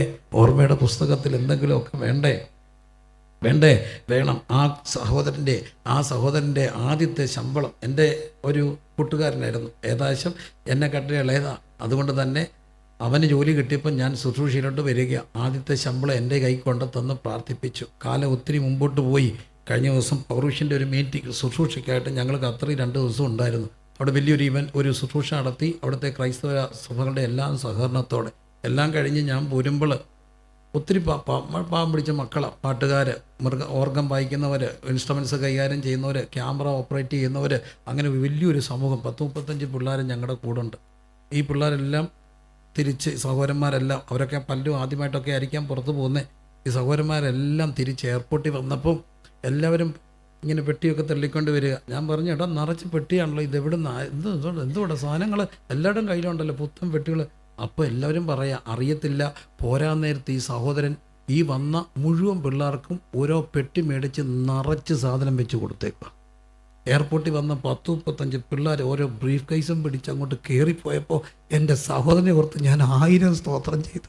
എനിക്കതൊരു വലിയ വിഷയമല്ലായിരിക്കും, കാരണം ഞാൻ എപ്പോഴും യാത്രയൊക്കെ പോകുന്ന ആളാണ്. പക്ഷേ ഈ മക്കളാദ്യം 10-35 പെട്ടി പിടിച്ചുകൊണ്ട് ഈ പിള്ളേർ കയറി പോകുമ്പോൾ എൻ്റെ കർത്താവെ, പ്രതിഫലം വീതിക്കുന്ന നാളിൽ, അതോ പേര് പറയാതെ ചെയ്തതാ, ആരും അറിയാതെ ചെയ്തതാ, എയർപോർട്ടിൽ വന്ന പിള്ളേരുടെ കണ്ണ് തള്ളിപ്പോയി. എൻ്റെ കർത്താവെ, ഇങ്ങനെയൊക്കെ മനുഷ്യരുണ്ടോ? ഉണ്ട്. അതുകൊണ്ട് ഓർത്തോണേ, പ്രതിഫലം തന്നിടുവാൻ, എൻ്റെ യേശു രാജ്യം വന്നിടുവാൻ അധികമില്ലിനി സമയം. ദിനവൃത്താന്ത പുസ്തകം, ഓർമ്മയുടെ പുസ്തകം, എല്ലാവരും ഒന്ന് ചേർന്ന് പറഞ്ഞേ, എന്താണ് ഓർമ്മയുടെ പുസ്തകം? അല്ലേ, ഡയറിക്കുറിപ്പ്, ദിനവൃത്താന്ത പുസ്തകം. ഒരു രാജാവിൻ്റെ കയ്യിൽ ഓർമ്മയുടെ പുസ്തകം ഉണ്ടെങ്കിൽ എൻ്റെ തമ്പുരാൻ്റെ ഓർമ്മയുടെ പുസ്തകത്തിൽ പേരുണ്ടോ? അത് എത്ര അനുഗ്രഹമായിരിക്കും. ഇരു കരങ്ങളും ശിരസിൻ്റെ മുകളിൽ ഉയർത്തി ഒന്ന് ചേർത്തടിച്ച് ദൈവത്തെ ഒന്ന് സ്തുതിച്ച്, ഓർമ്മയുടെ പുസ്തകം മറക്കരുത് പ്രിയരെ, മറക്കരുത്. ദൈവരാജ്യത്തിന് വേണ്ടി, സുവിശേഷത്തിന് വേണ്ടി ചെലവിട്ടും ചെലവായി പോയതൊന്നും മറന്നു കളയാൻ ദൈവം എന്തല്ല അനീതിയുള്ള ദൈവം അല്ല. വാത്സല്യ ദാനിയേൽ സാറൊക്കെ ആ കാര്യം പറഞ്ഞില്ലേ, ബർത്ത്ഡേ ഒക്കെ ആഘോഷിക്കുന്ന സമയത്തൊക്കെ ഇവിടെ വരുന്ന അക്രൈസ്തവ സഹോദരങ്ങൾ പോലും ആ ഒരു വലിയ മൂല്യത്തിലല്ലേ കടന്നു വരിക. എളിയവനെ ആദരിക്കുന്നവൻ ഭാഗ്യവാൻ, അനർത്ഥകാലത്ത് ആര് പിടിവിക്കും? യഹോവ അവനെ പിടിവിക്കും. ദൈവം ഈ സ്ഥാപനത്തെ അനുഗ്രഹിക്കട്ടെ, മുമ്പോട്ട് പോകട്ടെ. അപ്പോഴാണ് അടുത്തൊരു സംഭവം ഉണ്ടായത്. ഹാമാൻ വരുന്നു. ഹാമാൻ ആരാണ്? ആ രാജ്യത്തിലെ രണ്ടാമനാണ്. അവിടെയാണ് പ്രധാനപ്പെട്ട ഒരു തീം ഞാൻ കണ്ടത്.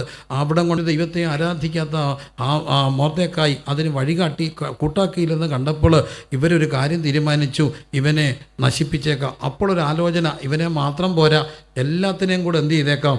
നശിപ്പിച്ചേക്കാം. അതിനുവേണ്ടി അവർ ചെയ്ത ഒരു കാര്യത്തെ അവിടെ കൃത്യമായിട്ട് എഴുതി വെച്ചിട്ടുണ്ട്. എന്താണ്? 3-ാം അധ്യായത്തിൻ്റെ 7 മുതലുള്ള വാക്യം. അഹശ്വേരോശ് രാജാവിൻ്റെ 12-ാം ആണ്ടിൽ നീസാൻ മാസമായ 1-ാം മാസത്തിൽ ആദാർ എന്ന 12-ാം മാസം വരെ ഉള്ള ഓരോ ദിവസത്തെയും ഹാമാൻ്റെ മുമ്പിൽ വെച്ച് പൂര് എന്ന എന്തിട്ടു? ചീട്ടിട്ടു. പൂരെന്ന ചീട്ടിട്ടു. നമുക്കറിയാം, നമ്മൾ ഈ തത്തമ്മ ചീട്ട് കൊത്തുന്ന, ഈ തത്ത ഈ ചീട്ട് കൊത്തത്തില്ലെന്ന് പറയുന്ന പോലെ ചീട്ടൊക്കെ ഇട്ട് അവർ അതിൻ്റെ എന്താണ് കാര്യങ്ങളൊക്കെ തീരുമാനിക്കുകയാണ്. അവസാനം അവരെടുത്ത ഒരു തീയതിയുണ്ട്. അവസാനം 13-ാം തീയതി, 12-ാം മാസം 13-ാം തീയതി ഇവരെ എന്ത് ചെയ്യണം? നശിപ്പിക്കണം. ഞാനിതൊരിടത്ത് പ്രസംഗിക്കുമ്പോൾ സംഖ്യാശാസ്ത്രത്തിൽ അവഗാഹമായ പാണ്ഡിത്യമുള്ള ഒരു മനുഷ്യൻ എൻ്റെ അടുക്ക് വന്നിട്ട് പറഞ്ഞു, പക്ഷേ 13-ാം തീയതി എന്തുകൊണ്ടാണ് ചീട്ട് കുത്തി എടുത്തെന്ന് അറിയാമോ? ഇല്ല സഹോദര. അദ്ദേഹം എന്നോട് പറഞ്ഞു, 13 ന്യൂമറോളജിയിലെ മോശപ്പെട്ട ഒരു സംഖ്യയാണ്. 7, 700, 7000, 77 കാശ് കൊടുത്ത് മേടിക്കും നമ്പർ. ലക്ഷം വേണേൽ കൊടുക്കും. 7-നും 7000-നും ഒക്കെ ആരെങ്കിലും 13 നമ്പർ കാശ് കൊടുത്ത് മേടിക്കുമോ? ഇല്ല.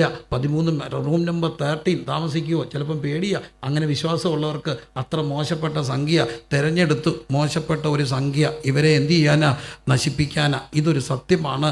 ഇരുട്ടിൻ്റെ ശക്തികൾ, അന്ധകാരത്തിൻ്റെ ശക്തികൾ ഡേറ്റ് ഇടും, തീരുമാനിക്കും ഇല്ലാതാക്കാനായിട്ട്. പക്ഷേ ദൈവം മൊർദെഖായിയോട് പറഞ്ഞ് എസ്തേറിനെ അറിയിച്ചു, എന്താണ്? നീയും ഈ സമയത്ത് നീ മിണ്ടാതിരുന്നാൽ ഇസ്രായേലിന് എവിടുന്നെങ്കിലും എന്ത് വരും? രക്ഷ വരും. പക്ഷേ നീയും നിൻ്റെ പിതൃഭവനവും എന്ത് ചെയ്യും? നശിച്ചു പോകും. ഇത് കേട്ടപ്പോൾ എസ്തേർ ചെയ്തൊരു കാര്യമുണ്ട്. പറഞ്ഞു, ഞാനും എൻ്റെ തോഴിമാരും ഇന്നു മുതൽ 3 ദിവസം വെള്ളം കുടിക്കുകയോ ഭക്ഷണം കഴിക്കുകയോ ചെയ്യാതെ, വെള്ളം കുടിക്കുക പോലും ചെയ്യാതെ കഠിനമായ ഉപവാസവും പ്രാർത്ഥനയും എടുക്കും. യഹൂദന്മാർ മുഴുവൻ പേരും രട്ടെടുത്ത് വെണ്ണീരിൽ കിടന്ന് കഠിനമായ ഉപവാസവും പ്രാർത്ഥനയും എടുത്തു. പിന്നത്തെ സംഭവങ്ങൾ അറിയാം. എസ്തേർ പോയി രാജാവിനെ കണ്ടു. അവൾ എന്ത് കാണിച്ചു? ചെങ്കോല് കാണിച്ചു. അവിടെയും ഒരു സാമൂഹ്യ ചിന്ത പറഞ്ഞോട്ടെ. അന്ന് ഭാര്യയ്ക്ക് ഭർത്താവിനെ കാണണമെങ്കിൽ അപ്പോയിൻമെൻ്റ് എടുക്കണമായിരുന്നു, വേണ്ടേ? ചെല്ലുമ്പം ചെങ്കോല് കാണിച്ചില്ലേ? ഗതികേടല്ലേ? ഇതാണ് 24 മണിക്കൂറും ചക്കരെ പൊന്നെ വിളിച്ചിട്ടും പോരാന്നല്ലേ പറയുക. അവിടെയൊക്കെ ആരെ ഓർത്തോണം? എസ്തേറിനെ ഒന്ന് ഓർത്തോണം. ചെല്ലണമെങ്കിൽ രാജ്ഞിയാക്കണം. ഞാൻ എൻ്റെ ഭാര്യയെ മോളെ എന്നൊക്കെ വിളിച്ചു എന്ന് ഒരാൾ കേട്ടു. അപ്പോൾ അതിന് എനിക്കൊരു കാരണമുണ്ട്. എന്നോടൊരു ഉപദേശി ഒരിക്കൽ പറഞ്ഞേ, പുള്ളി എപ്പോഴും ഭാര്യയെ എടി എടി എടി എന്ന് വിളിക്കും. അപ്പം കേട്ടോണ്ടിരുന്ന ഒരു സായിപ്പ് അവിടെ താമസമുണ്ട്. സായിപ്പ് ചോദിച്ചു, you are always calling your wife എടി and what is the meaning of എടി? അച്ചായൻ ആരാ മോൻ? അച്ചായൻ പറഞ്ഞു, you people always call honey and your honey is our എടി, യുവർ ഹണി ഈസ് അവർ എടി. അപ്പോൾ അന്നോർത്തു എടി എന്ന് വിളിക്കേണ്ട. മറ്റൊരു കാരണം കൂടെ ഉണ്ട്. KC ഓൺ സാറിൻ്റെ 70ാമത്തെ ബർത്ത്ഡേയിൽ മോള് പറയുന്നു, എൻ്റെ ഡാഡി ഇന്ന് വരെ എൻ്റെ അമ്മയെ നീന്നോ പേരോ വിളിച്ച് കേട്ടിട്ടില്ല, മോളെന്ന് മാത്രമേ വിളിച്ചിട്ടുള്ളൂ. ഭയങ്കര ബഹുമാനം തോന്നിയ മനുഷ്യനോട് മോളാ സാക്ഷ്യം പറയുക. അപ്പോൾ ഏതായാലും മോളെ എന്നൊക്കെ വിളിച്ച് കേട്ട ഒരു ആൻറ്റിയോട് വീട്ടിൽ ചെന്നപ്പോൾ ഒരു ചേച്ചി ഭർത്താവിനോട് വഴക്കുണ്ടാക്കിയെന്ന്. കണ്ടോ, പ്രിൻസിപ്പാൾ എപ്പോഴും മോളെന്ന് വിളിക്കുക, നിങ്ങൾ എന്നെ എന്താ വിളിക്കുന്നത്? അപ്പം കേട്ടോണ്ടിരുന്ന മോൾ ഓടി വന്നിട്ട് പറഞ്ഞു, അതുമായിട്ട് കമ്പയർ ചെയ്യണ്ട, അതെന്നാടി? പ്രിൻസിപ്പാൾ രാവിലെ മോളെന്ന് വിളിച്ച് പോയാൽ പിന്നെ ഒരാഴ്ച കഴിഞ്ഞേ വരത്തുള്ളൂ.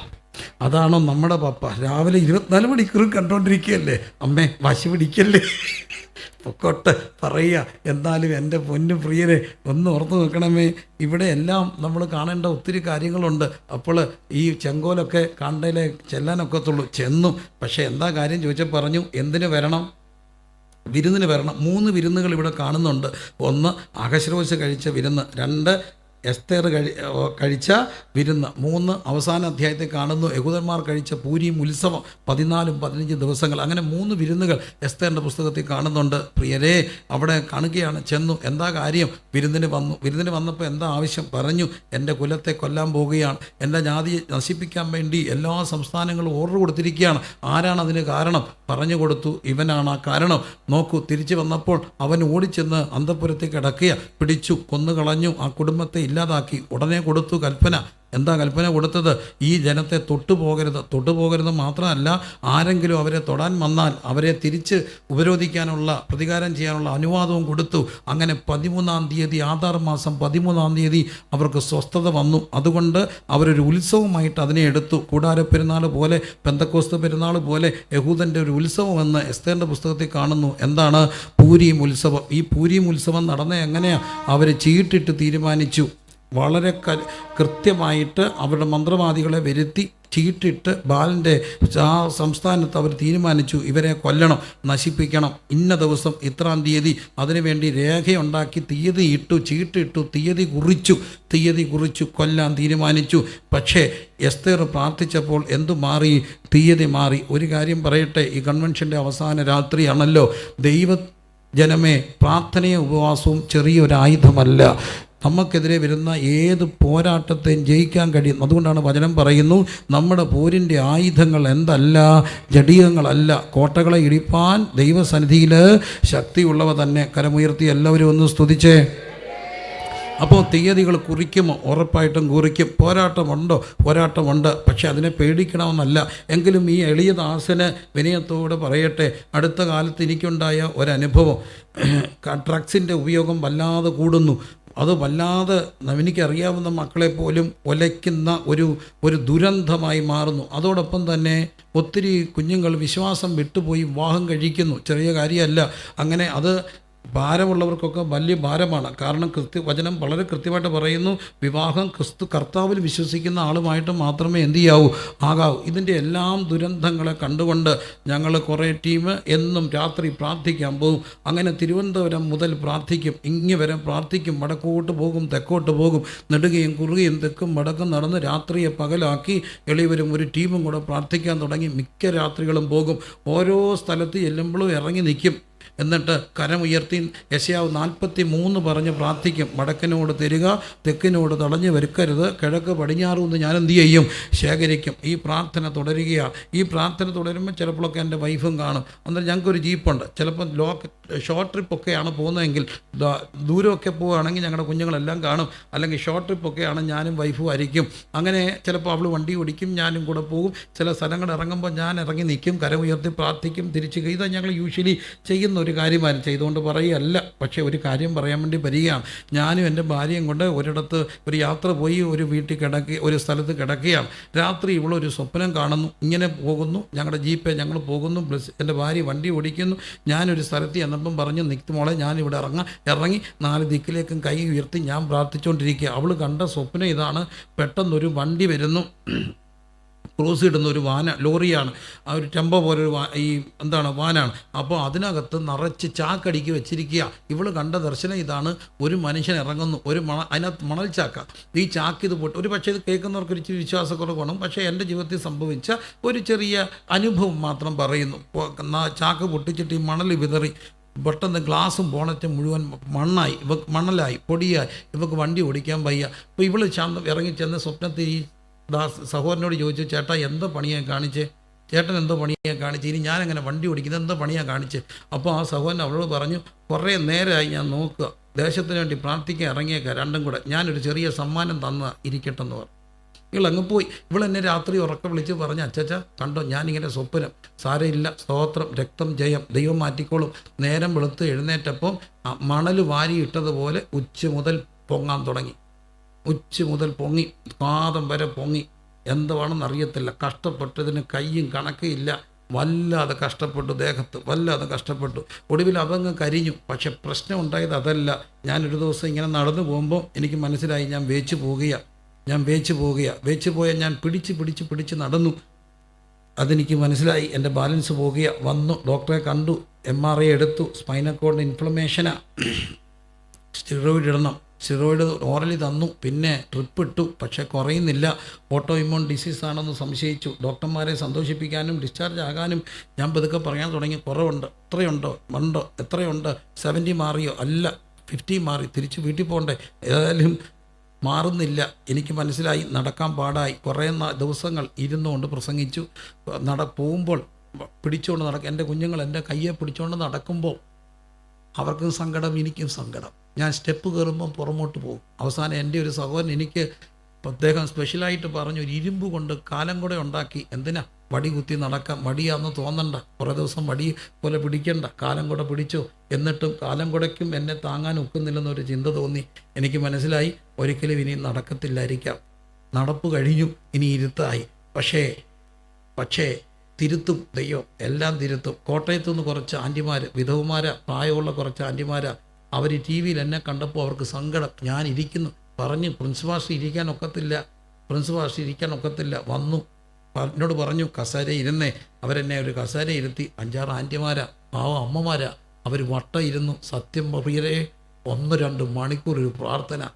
ആത്മാർത്ഥത ഞാൻ പറയുകയാണ്. അവരുടെ കണ്ണീര് എൻ്റെ ദേഹത്തൂടെ വീണ് ഒഴുകി ഇറങ്ങി. ആ അമ്മമാരുടെ കണ്ണീര്. അന്ന് ഞാൻ എഴുന്നേറ്റു, ഇന്ന് ഞാൻ നിൽക്കുന്നു. എനിക്കറിയാം, കുറിക്കും പിശാച് ഡേറ്റ്, കുറിക്കും ഇരുട്ടിൻ്റെ ശക്തികൾ ഡേറ്റ്, എന്നാൽ തിരുത്തും നമ്മുടെ പ്രാർത്ഥന. അതാണ് പ്രാർത്ഥനയുടെ ശക്തി. ഞാൻ എല്ലായിടത്തും പറയും, ഞങ്ങൾ ദേശത്തിന് ഒരു ദോഷവും ചെയ്യത്തില്ല. ഞങ്ങൾ ഇച്ചിരി ശബ്ദം ഉണ്ടാക്കുന്ന ഒഴിച്ചാൽ ഈ സുവിശേഷ പ്രസംഗം കൊണ്ട് ആർക്കെന്ത് ദോഷം. പക്ഷേ ഞങ്ങളൊരു ദേശത്ത് വന്നാൽ ആ ദേശത്തിൻ്റെ ആത്മഹത്യ മാറും, ആ ദേശത്തിൻ്റെ ഇരുട്ടിൻ്റെ ശക്തികൾ മാറും. എല്ലാവരും ദൈവത്തെ ഇന്ന് രാത്രിയിലൊന്ന് സ്തുതിച്ചേ. തീയതി കുറിച്ച ദുഷ്ടശക്തികളുടെ പ്രവർത്തനങ്ങളെ തിരുത്തി കുറിക്കുന്ന അതിശക്തമായ ഒരു ആയുധമാണ് ദൈവത്തിൻ്റെ പ്രാർത്ഥന. ഈ രാത്രി കർത്താവെ, എനിക്ക് അധികം പ്രാർത്ഥിക്കണം. ക്രൈസ്തവ സമൂഹമേ, വിശ്വാസ സമൂഹമേ, ഇന്ന് പ്രാർത്ഥിച്ചത്. കാരണം ഇരുട്ടിൻ്റെ ശക്തികൾ പ്രബലപ്പെടുക. ഏത് വിധേനയും സഭകളെ തകർക്കുവാൻ, ദൈവദാസന്മാരെ തകർക്കുവാൻ, കുടുംബങ്ങളെ തകർക്കുവാൻ, കുഞ്ഞുങ്ങളെ ബന്ധനസ്ഥരായി പിടിച്ചുകൊണ്ട് പോകാൻ ഇരുട്ടിൻ്റെ ശക്തികൾ തന്ത്രങ്ങൾ മെനയുമ്പോൾ ദൈവസഭ, ദൈവമക്കൾ കണ്ടുകൊണ്ട് മിണ്ടാതിരിക്കരുത്. നമ്മുടെ പോരിൻ്റെ ആയുധം ജഡികമല്ല, കോട്ടകളെ ഇടിപ്പാൻ ദൈവസന്ധി ശക്തിയുള്ളവ തന്നെ. അതുകൊണ്ട് എല്ലാവരും സ്തുതിച്ചൊന്ന് ആരാധിച്ച്, എല്ലാ കരങ്ങളും അടിച്ച് ദൈവത്തെ ഒന്ന് സ്തുതിച്ചുകൊണ്ട് ഈ രാത്രി ഈ കൺവെൻഷൻ സമാപിക്കുമ്പോൾ ഹല്ലേലൂയ, കുടുംബങ്ങളെ നേരെ വരുന്ന പോരാട്ടങ്ങൾ ഒരു വഴിയായി വരുന്നത് 7 വഴിയായി ചിതറിപ്പോകട്ടെ. നിനക്ക് വിരോധമായി വരുന്ന ഒരായുധവും ഭരിക്കുമോ? ഇല്ല.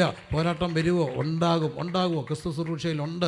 ഇവിടെ അക്രൈസ്തവരായ ആളുകൾ കൊണ്ടുവന്ന് പോലും ധാരാളം കാര്യങ്ങൾ ചെയ്യുന്നുണ്ടെന്നൊക്കെ പറഞ്ഞപ്പോൾ പ്രിയരെ, ഒരു സമൂഹത്തിൻ്റെ കൾച്ചറാണ്. പ്രാർത്ഥനയ്ക്ക് അങ്ങനെ സഹായത്തിന് ജാതിയും മതമൊന്നും ഇല്ലല്ലോ, അതൊക്കെ മനുഷ്യനുണ്ടാക്കിയതല്ലേ. എങ്കിലും എളിയവരുണ്ടായ ഒരു അനുഭവം. എൻ്റെ അപ്പ ജീവനോട് ഉണ്ടായിരുന്ന സമയത്ത് ധാരാളം പേര് പിശാച് പിടിച്ചവരൊക്കെ പ്രാർത്ഥിക്കാൻ വരും. രാത്രിയിലൊക്കെ ഈ കരയുന്നവർ, ഇല്ലാത്തവർ, ഇറങ്ങി ഓടുന്നവരെയൊക്കെ പിടിച്ചു കെട്ടി അപ്പൻ്റെ അടുത്ത് പ്രാർത്ഥിക്കാൻ കൊണ്ടുവരും. എൻ്റെ അടുക്ക് കൊണ്ടുവരുന്നത് കുറവാണ്. അതെന്താണെന്ന് ഈ അടുത്തിടയ്ക്കാണ് എനിക്ക് മനസ്സിലായത്. കാരണം ഒരു പിശാച് പോലെ തോന്നിയ ഒരാളെ പ്രിൻസിപ്പാസ്റ്റർ എടുത്ത് പ്രാർത്ഥിക്കാൻ കൊണ്ടുവന്ന് പറഞ്ഞപ്പോൾ അവിടെ നിന്ന് ഒരാൾ പറഞ്ഞ് യാതൊരു കാരണവശാലും അങ്ങോട്ട് കൊണ്ടുപോകേണ്ട ഒരു പ്രയോജനം ഇല്ലെന്ന് പറഞ്ഞു. അതെന്നാ ചോദിച്ചാൽ പറഞ്ഞ് പുള്ളി സാത്താനെ കണ്ടാലും മോനെന്ന് വിളിക്കുന്ന ആളാണ്. പുള്ളി ഉറക്കം ശ്വാസിക്കത്തില്ല, കരയത്തൊക്കെ ഉള്ളൂ, അത് പോത്തില്ല. അപ്പച്ചനായിരുന്നു ഓക്കെ ആയിരുന്നു. സത്യമാണ്, അപ്പച്ചൻ വന്ന് ഒരൊറ്റ ശ്വാസനയൊക്കെ ശ്വാസിക്കുമ്പോൾ ഇതങ്ങ് പോവായിരുന്നു. അങ്ങനെ ഒരു രാത്രി വളരെ ദൂരത്തുനിന്ന് ഒരു അമ്മയെ കൊണ്ടുവന്ന അമ്മ, എൻ്റെ പൊന്നു പ്രിയരെ, അക്രൈസ്തയായ ഒരു അമ്മയാണ്. ആ അക്രൈസ്തവ പശ്ചാത്തലത്തിൽപ്പെട്ട അമ്മയാണ്. ആ അമ്മയും മക്കളും എല്ലാം കൂടെ കൊണ്ടുവന്ന് എന്തിനാ പ്രാർത്ഥിക്കാൻ കൊണ്ടുവന്നതാണ്. പ്രാർത്ഥിച്ചു. അവർക്ക് കുറേ ദിവസം അവർ തുറന്നിട്ടില്ല, മിണ്ടിയിട്ടില്ല. ഒരു ഡിപ്രഷൻ ഇങ്ങനെ ഇരിക്കും. പാവം അമ്മ. എൻ്റെ അപ്പ പ്രാർത്ഥിച്ചു. അവർ കണ്ണ് തുറന്നു, തുറന്നു, സന്തോഷം, ചിരിച്ചു, കഞ്ഞിയെടുത്ത് കൊടുത്തു, പ്രാർത്ഥിച്ചു കൊടുത്തു. ഒരാഴ്ചയിലുമായിട്ട് അവർ കഞ്ഞി കുടിക്കാതിരുന്ന അവർ കഞ്ഞി കുടിച്ചു. സന്തോഷമായി അവർക്കെല്ലാം കഴിഞ്ഞപ്പോൾ അവർ പറഞ്ഞു ഞങ്ങൾ പോവാ. തിരിച്ച് 2 ഓട്ടോ പിടിച്ചാൽ വന്നേ. അവർ പോകാൻ തുടങ്ങിയപ്പോൾ ഈ അമ്മ പറഞ്ഞു ഇനി വീട്ടിൽ ചെന്നാൽ പിന്നെ ഉണ്ടായാൽ എന്തോ ചെയ്യും, ഞാൻ ഈ പാസനേജിൽ കിടന്നോട്ടെ. ആയിക്കോട്ടെ. അമ്മ കിടന്നു, സുഖം. അവരെല്ലാം പോയി. അമ്മ നല്ലൊരു അമ്മച്ചി, നല്ലൊരു ഇച്ചയി അവിടെ വീട്ടിലാക്കി. രാത്രിയിലൊക്കെ ഞങ്ങൾ ഇടയ്ക്ക് നോക്കിയപ്പോഴൊക്കെ അമ്മ ഉറക്കുക. വെളുപ്പിന് എൻ്റെ ഭാര്യ എഴുന്നേറ്റ് ഞാൻ നോക്കുമ്പോൾ അമ്മ ഉറക്കുക.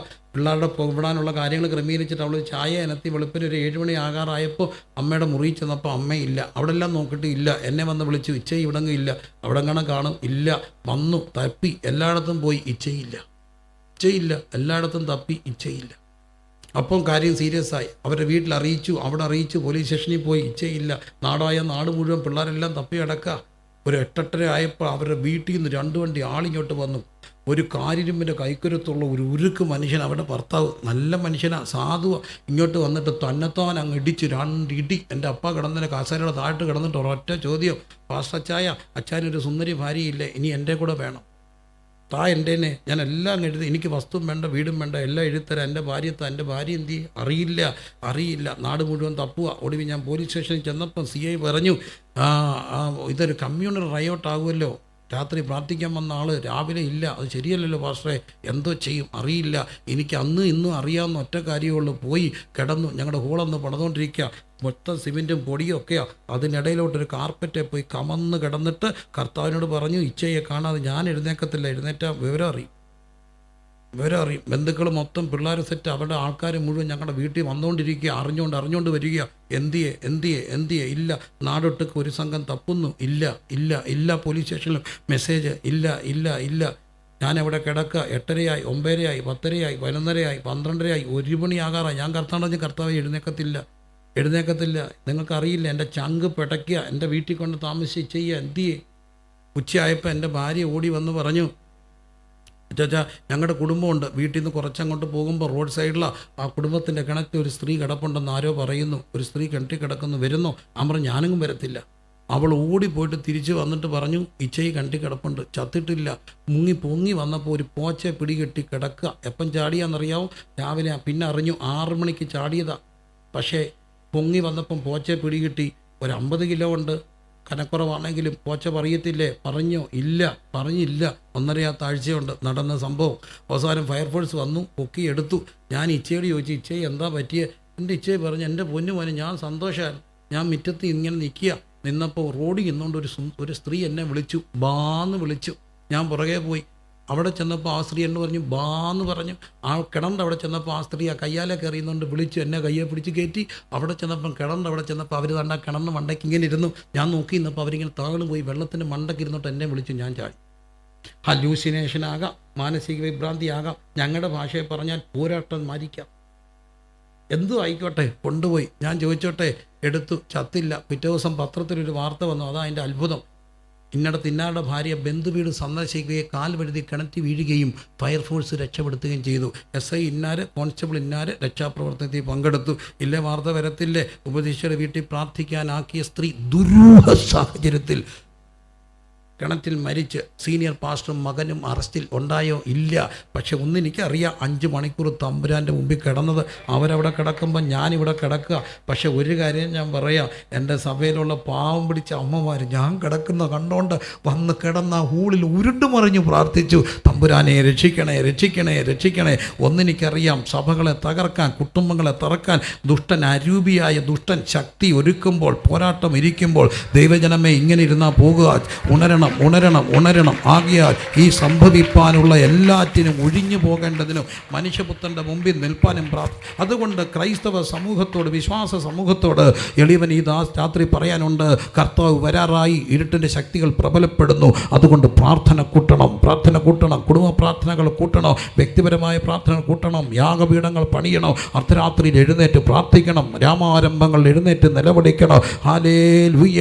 ഇന്ന് രാത്രി അങ്ങനെ ആഗ്രഹിക്കുന്നവർ അധികം പ്രാർത്ഥിക്കുവാൻ, ആ സമയത്ത് തന്നെ ഞങ്ങൾ പ്രാർത്ഥിക്കുന്ന സമയത്ത് ചില കുടുംബങ്ങളുടെ നേരെ വരുന്ന ഇരുട്ടിൻ്റെ പോരാട്ടങ്ങൾ യേശുവിൻ്റെ നാമത്തിൽ ഇന്ന് രാത്രി ഞങ്ങൾ കർത്താവെ ബന്ധിച്ച് ബഹിഷ്കരിച്ച് പ്രാർത്ഥിക്കുന്നു. അതിനെ ഞങ്ങൾ നിഷ്കാസനം ചെയ്യുന്നു. ക്രിസ്തുവിൻ്റെ അധികാരത്തിൽ, ദൈവദാസരെന്ന അധികാരത്തിൽ ഇവിടെ ഇരിക്കുന്ന എല്ലാ ശുശ്രൂഷകരുടെയും ഹല്ലേലൂയ തോളോട് തോൾ ചേർന്ന് ഇന്നുകൊണ്ട്, കൈയോട് കൈ കോർത്ത് പിടിച്ചുകൊണ്ട്, ഹല്ലേലൂയ നമ്മുടെ ലക്ഷ്യം കുടുംബങ്ങളുടെ വിടുതൽ, നമ്മുടെ ലക്ഷ്യം ദൈവരാജ്യത്തിൻ്റെ വ്യാപ്തി. അങ്ങനെയെങ്കിൽ ഇന്ന് രാത്രി ദൈവപ്രവൃത്തി വെളിപ്പെടട്ടെ. എല്ലാവരും കരങ്ങളെ ശിരസിൻ്റെ മുകളിൽ ഉയർത്തിക്കേ. എന്നിട്ട് കരങ്ങൾ ശക്തിയോട് ചേർത്തടിച്ച് അല്പസമയം കർത്താവിനെ സ്തുതിച്ചേ. ആ സ്തുതിക്കുന്ന സമയത്ത് ഹല്ലേലൂയ തീരുമാനിക്കുക, അധികം പ്രാർത്ഥിക്കണം. വളരെ ഗൗരവമായ ഈ കൺവെൻഷൻ ഇവിടെ ഇന്ന് രാത്രി സമാപിക്കുകയാണ് അല്ലേ? ഇന്ന് രാത്രി സമാപിക്കുമ്പോൾ ഒരു വലിയ ആഹ്വാനം എളിയവൻ തരികയാണ്. പ്രബലപ്പെടുന്നു ഇരുട്ടിൻ്റെ ശക്തികൾ, പ്രബലപ്പെടുന്നു തീയതികൾ കുറിച്ച്. Hallelujah hallelujah. അതൊരു ക്രിസ്തു ശിഷ്യൻ എന്ന നിലയിൽ, ഒരു കർത്താവിൻ്റെ വചനത്തിൻ്റെ പ്രചാരകൻ എന്ന നിലയിൽ എൻ്റെ അനുഭവത്തിൻ്റെ വെളിച്ചത്തിൽ പറയുന്നു, ഇന്ന ദിവസം തകർക്കുവന്ന്, ഇന്നതിനെ തകർക്കുവന്ന് ഉന്നം വെച്ച വൈരിയിൽ കണ്ണിൻ മുമ്പിൽ പതറാതെ കൺമണി പോൽ കാക്കും കരങ്ങളിൽ സൂക്ഷിക്കുന്ന ദൈവം ഈ രാത്രി പോരിൻ്റെ ശക്തികൾ, ഇരുട്ടിൻ്റെ ശക്തികൾ യേശുവിൻ്റെ നാമത്തിൽ വിട്ടുപോകട്ടെ. നിനക്ക് വിരോധമായി വരുന്ന ആയുധങ്ങൾ, പ്രത്യേകിച്ച് തലമുറകളുടെ നേരെ ഉന്നം വച്ചിരിക്കുന്ന ദുഷ്ടൻ്റെ ലക്ഷ്യങ്ങൾ, ചില ബുദ്ധിയുള്ളതിൻ്റെ ബുദ്ധിയെ കെടുത്തുന്ന, ചില നല്ല സ്വഭാവമുള്ളതിനെ കുരുക്കിപ്പെടുത്തി, പ്രണയത്തിൻ്റെ കുരുക്കിൽപ്പെടുത്തി, ലഹരിയുടെ കുരുക്കിപ്പെടുത്തി, വിഷാദരോഗത്തിൻ്റെ കുരുക്കിപ്പെടുത്തി, ആങ്സൈറ്റിയും ഡിപ്രഷനും ഇടുന്ന ദുഷ്ട പൈശാചിക പോരുകൾ യേശുവിൻ്റെ നാമത്തിൽ മാറട്ടെ. ഒരുപക്ഷെ ഒരു കൗൺസിലർ പറയും അത് സൈക്കോളജിക്കലാണെന്ന്, 100% ശരിയാ. എന്നാൽ ചിലർ അവർ പറയും we can do anything, constant medicine that's only. എന്നാൽ ഞാൻ കണ്ടിട്ടുണ്ട് അവർ ഇടിച്ച് നിൽക്കുന്നിടത്ത് പ്രാർത്ഥന പ്രബലപ്പെടുന്നത്, പ്രാർത്ഥന ഫലിക്കുന്നത്. വൈദ്യശാസ്ത്രം ഇവിടം വരെ ഇതിനപ്പുറം ഒന്നുമില്ലെന്ന് പറയുന്നിടത്ത് ഹെൽപ്ലെസ് ആകുമ്പോൾ പ്രവർത്തിക്കുന്ന ദൈവത്തിന്റെ കൃപ എളിയവൻ എത്രയോ വട്ടം കണ്ടു. ഈ രാത്രിയിൽ ആ ദൈവപ്രവൃത്തി ഇവിടെ വെളിപ്പെടും. കർത്താവിന്റെ നാമത്തിൽ പ്രാർത്ഥിക്കുന്നു. ഹല്ലേലൂയ. നാം പാപം സംബന്ധിച്ച് മരിച്ചു നീതിക്ക് ജീവിക്കേണ്ടതിന് പാപങ്ങളെ വഹിച്ചുകൊണ്ട് ക്രൂശിന്മേൽ കയറി അടിപ്പിണരുകളാൽ സൗഖ്യം തന്ന യേശുവിന്റെ നാമത്തിൽ ഇന്ന് രാത്രി രോഗികൾ സുഖപ്പെടട്ടെ, രോഗികൾ സുഖപ്പെടട്ടെ. ഈ രാത്രി കർത്താവേ, എനിക്ക് അങ്ങയുടെ ഒരു കരസ്പർശനം ആവശ്യമുണ്ട്. നിങ്ങളെല്ലാവരും അങ്ങനെയുള്ളവർ കരങ്ങൾ ഉയർത്തി വിശ്വാസത്തോടെ, ആരും ആരെയും നോക്കരുത്. ഇത് ഈ രാത്രി നമ്മുടെ രാത്രി. ഇവിടെ ആര് വന്നിട്ടുണ്ട്? യേശു വന്നിട്ടുണ്ട്, യേശു വന്നിട്ടുണ്ട്. 2-3 പേർ എൻ്റെ നാമത്തിൽ എവിടെ കൂടിയാലും അവരുടെ നടുവിൽ എഴുന്നള്ളി വരുമെന്ന് പറഞ്ഞ കർത്താവായ യേശു ക്രിസ്തു ഈ രാത്രി എഴുന്നള്ളി വന്നിട്ടുണ്ട്. യേശു കർത്താവ് പറഞ്ഞു, ഞാൻ നിങ്ങളുടെ നടുവിലുണ്ട്. Hallelujah hallelujah. ഇസ്രായേൽ യഹൂദന്മാരെ പേടിച്ച് ശിഷ്യന്മാർ വാതിൽ അടച്ചിരിക്കെ യേശു താനും അവരുടെ നടുവിൽ നിന്നുകൊണ്ട്, എന്തുകൊണ്ട്? പത്രോസ് വന്നപ്പോൾ വാതിക്കൽ മുട്ടി. വെളിപ്പാട് പുസ്തകത്തിൽ കാണുന്നു, ഞാൻ വാതിക്കൽ നിന്ന് മുട്ടുന്നു. പക്ഷെ അന്ന് വാതിൽ തുറന്നില്ല. എന്തിനാ? ഓരോ മുട്ടും അവരെ ഭയചകിതരാക്കും. ഭയപ്പെട്ടിരിക്കുന്നവനെ വീണ്ടും ഭയപ്പെടുത്തുന്നവനല്ല കർത്താവ്. ഭയപ്പെട്ടിരിക്കുന്നവരെ വീണ്ടും ഭയപ്പെടുത്തുന്നവനല്ല കർത്താവ്. അവരെ ഭയപ്പെടുത്താതെ അവരുടെ നടുവിൽ നിന്നുകൊണ്ട് നിങ്ങൾക്ക് സമാധാനം ശാലോ എന്ന് പറഞ്ഞ കർത്താവ് ഇന്ന് രാത്രി പറയുന്നു, യഹോവ റാഫ നമ്മെ സൗഖ്യമാക്കുന്ന ദൈവം, യഹോവ നിസി നമ്മുടെ വിജയത്തിന്റെ കൊടി, എൽ ശദായി സർവശക്തൻ, യഹോവ ശാലോം എൻ്റെ സമാധാനം. യേശുവിന്റെ നാമത്തിൽ പ്രിയപ്പെട്ട സഹോദര, പ്രിയപ്പെട്ട സഹോദരി, എല്ലാം പരാജയപ്പെടുമ്പോൾ പരീക്ഷണത്തിനെങ്കിലും ഇന്ന് രാത്രി ആകാശത്തിന്റെ കീഴിൽ ഭൂമിക്ക് മുകളിൽ മാനവകുലത്തിന് വേണ്ടി നൽകപ്പെട്ട ആ നാമം, ഇമ്പമുള്ള നാമം, മധുരമയുള്ള നാമം, ഒരു ടേസ്റ്റ് ചെയ്യാനെങ്കിലും പറ, യേശുവേ ഇത് സത്യമാണെങ്കിൽ ഈ രാത്രി അങ്ങയുടെ ശക്തി എനിക്ക് വേണം, എൻ്റെ കുടുംബത്തിൽ വേണം, എൻ്റെ കുഞ്ഞിനെ സ്പർശിക്കണം. വചനം പറയുന്നു, തൻ്റെ ഏകജാതനായ പുത്രനെ വിശ്വസിക്കുന്ന ഏവനും നശിച്ചു പോകാൻ നിത്യജീവൻ പ്രാപിക്കേണ്ടതിന് ദൈവം തൻ്റെ പുത്രനെ നൽകുവാൻ തക്കവണ്ണം ലോകത്തെ സ്നേഹിച്ചു. വചനം പറയുന്നു, കർത്താവായ യേശുവിൽ വിശ്വസിക്കുക, എന്നാൽ നീ നിന്റെ കുടുംബവും എന്ത് ചെയ്യോ? രക്ഷ പ്രാപിക്കും. ഞാൻ എത്രയോ വട്ടം കണ്ടു, VBS-നൊക്കെ ഓൾട്ടർ കോൾ കൊടുക്കുമ്പോൾ കൊച്ചു കുഞ്ഞുങ്ങൾ കരഞ്ഞുകൊണ്ട് യേശുവേ എന്ന് വിളിച്ചുകൊണ്ട് വരുന്നു, ഹൃദയം കൊടുക്കുന്നു. അമ്മ തളർന്ന്, അച്ഛൻ മദ്യപാനി, ജ്യേഷ്ഠൻ വഴിയാധാര. എന്നാൽ ഒരു കുഞ്ഞെങ്കിലും ഒരു വീട്ടിൽ യേശുവുമായിട്ട് നിൽക്കാനുണ്ടെങ്കിൽ ആ കുഞ്ഞിലൂടെ കുടുംബത്തെ രക്ഷിക്കുന്ന ദൈവപ്രവൃത്തി ഒരാളൊരു വീട്ടിലുണ്ടെങ്കിൽ ആ വീടിനെ രക്ഷിക്കുന്ന യേശുവേ എന്ന് വിളിച്ചുകൊണ്ട് ഇന്ന് രാത്രി നിൽക്കാൻ തയ്യാറായാൽ ഹല്ലേലൂയ, ആ രക്ഷിക്കുന്ന ദൈവപ്രവൃത്തി അനുഭവിക്കാൻ കഴിയും. വചനം പറയുന്നു, അവനെ യേശുവിനെ കൈക്കൊണ്ട് യേശുവിന്റെ നാമത്തിൽ വിശ്വസിക്കുന്ന ഏവർക്കും ദൈവ മക്കളായി തീരുവാൻ അവനൊന്ന് അധികാരം കൊടുത്തു. ഹല്ലേലൂയ. യേശുവിൽ വിശ്വസിച്ചാൽ നാം ദൈവത്തിന്റെ മക്കളായി മാറും. മക്കളെങ്കിൽ അവകാശികളാണ്. ആധുനിക ലോകത്തിന്റെ ഏറ്റവും വലിയ പ്രശ്നം എന്താ? ആരും ഇല്ലെന്നുള്ള വിഷയമാണ്. വിശ്വാസ ജീവിതം എന്താ? അത് ബന്ധമാണ്. ആരുമായിട്ടുള്ള ബന്ധം? യേശുവുമായിട്ടുള്ള ബന്ധമാണ്. ഈ രാത്രി ഞാൻ അഭിമാനത്തോടെ പറയൂ, എനിക്കെന്ന് യേശു ഒരു അറിവല്ല, എനിക്ക് യേശു എൻ്റെ പിതാവാണ്. സ്വർഗസ്ഥനായ പിതാവ്, എൻ്റെ കണ്ണ് നനഞ്ഞ അറിയുന്ന ഒരു പിതാവ്, എൻ്റെ മുഖം പാടി അറിയുന്ന ഒരു പിതാവ്, എൻ്റെ രാത്രിയിൽ എൻ്റെ അടുക്കൽ വരുന്ന ഒരു പിതാവ്. ഈ രാത്രി യേശു നിങ്ങൾക്ക് ഒരു യാഥാർത്ഥ്യമാകാൻ ഒറ്റ കാര്യം ചെയ്യുക. യേശുവേ, അങ്ങൻ്റെ ഹൃദയത്തിലേക്ക് വരണമേ, അങ്ങൻ്റെ ഭവനത്തിലേക്ക് വരണമേ. അങ്ങില്ലാത്ത ഒരു ജീവിതം എനിക്ക് വേണ്ട കർത്താവേ. Hallelujah, hallelujah. മനുഷ്യവർഗത്തിന്റെ പാപം ചുമന്നുകൊണ്ട് ആകാശത്തിന്റെ കീഴിൽ ഭൂമിക്ക് മുകളിൽ മാനവരാശിയുടെ രക്ഷയ്ക്കായിട്ട് അവസാനത്തുള്ളി രക്തം വരെ ഊറ്റിത്തന്ന് നമുക്ക് വേണ്ടി പരമയാഗമായി തീർന്ന യേശു കർത്താവിൽ വിശ്വസിച്ചാൽ നീയും നിന്റെ കുടുംബവും രക്ഷ പ്രാപിക്കോ. തന്റെ വീണ്ടും പറയട്ടെ, തന്റെ ഏകജനായ പുത്രനെ വിശ്വസിക്കുന്ന ഏവന് നശിച്ചു പോകാൻ നിത്യജീവൻ പ്രാപിക്കേണ്ടതിന് ദൈവം തന്റെ പുത്രനെ നൽകുവാൻ തക്കവണ്ണം ലോകത്തെ സ്നേഹിച്ചു. പ്രാർത്ഥന ആവശ്യമുള്ളവർ ഇന്ന് രാത്രി ഒന്ന് എഴുന്നേറ്റ് നിന്നാട്ട് ഞങ്ങൾ നിങ്ങൾക്ക് വേണ്ടി പ്രാർത്ഥിക്കാൻ പോകുകയാണ്. സമയം അല്പം മുമ്പോട്ട് പോയി എന്നുള്ള ഉത്തമ ബോധ്യത്തിൽ നിങ്ങളെക്കാട്ടിലും തിരക്കി ഞാൻ നിൽക്കുന്നു. യേശുവിന്റെ നാമത്തിൽ കർത്താവേ, എനിക്കിന്ന് രാത്രി പ്രാർത്ഥന ആവശ്യമുണ്ട്. വിശുദ്ധരായ ദൈവദാസന്മാർ, വൈദികർ എല്ലാം ഇവിടെ ഉണ്ട്. കരമുയർത്തി പ്രാർത്ഥിച്ചാട്ടെ. ഞങ്ങൾ എല്ലാവരും സാന്നിധ്യത്തിൽ നിങ്ങൾക്ക് വേണ്ടി പ്രാർത്ഥിക്കുകയാണ്. പിതാവേ, യേശുവിന്റെ നാമത്തിൽ പ്രാർത്ഥന ആവശ്യപ്പെട്ട് എഴുന്നേറ്റ് നിൽക്കുന്ന ഈ ജനത്തെ ഞങ്ങൾ പിതാവിൻ്റെയും പുത്രൻ്റെയും പരിശുദ്ധ ആത്മാവിൻ്റെ നാമത്തിൽ അനുഗ്രഹിച്ച് പ്രാർത്ഥിക്കുമ്പോൾ ഇവർ അനുഗ്രഹിക്കപ്പെട്ടിരിക്കട്ടെ. അവരുടെ കുടുംബങ്ങൾക്ക് നേരെ, അവരുടെ വ്യക്തികൾക്ക് നേരെ, അവരുടെ കുഞ്ഞുങ്ങൾക്ക് നേരെ ഒരു വഴിയായി വരുന്ന ശത്രു യേശു കർത്താവിൻ്റെ നാമത്തിൽ ഇന്ന് രാത്രി ഉന്നം വെച്ച വൈരികളുടെ ശക്തികൾ ഹല്ലേലൂയ മാറിപ്പോകട്ടെ. ഹല്ലേലൂയ. 7 വഴിയായി ചിതറിപ്പോകട്ടെ. ഞങ്ങളെ പോരാട്ടങ്ങളെ, ഇരുട്ടിൻ്റെ ശക്തികളെ ബന്ധിച്ച് ബഹിഷ്കരിക്കുന്നു. ഈ ദേശത്തിനായി ഞങ്ങൾ പ്രാർത്ഥിക്കുന്നു. ആത്മഹത്യകൾ മാറിപ്പോകട്ടെ. കുടുംബ തകർച്ചകൾ മാറിപ്പോകട്ടെ. കുടുംബ ചിത്രങ്ങൾ മാറിപ്പോകട്ടെ. യേശു കർത്താവിൻ്റെ നാമത്തിൽ പ്രാർത്ഥിക്കുന്നു. ലഹരിയുടെ ബന്ധനങ്ങൾ അഴിയട്ടെ. വ്യക്തികൾ ഈ സുവിശേഷത്തിന്റെ ശക്തിയാൽ ഈ ദേശം അനുഗ്രഹിക്കപ്പെടട്ടെ. ഞങ്ങൾ ഈ ദേശത്തെ അനുഗ്രഹിക്കുന്നു യേശു കർത്താവിന്റെ നാമത്തിൽ തന്നെ. ആമേൻ. നീങ്ങിപ്പോയി എൻ്റെ ഭാരങ്ങൾ, മാറിപ്പോയി എൻ്റെ ശാപങ്ങൾ, സൗഖ്യമായ എൻ്റെ രോഗങ്ങൾ യേശുവിൻ നാമത്തിൽ. അതുകൊണ്ട് ഹല്ലേലൂയ ഞാൻ പാടിയിടൂ. യേശുവിനെ ആരാധിക്കൂ. ഹല്ലേലൂയ.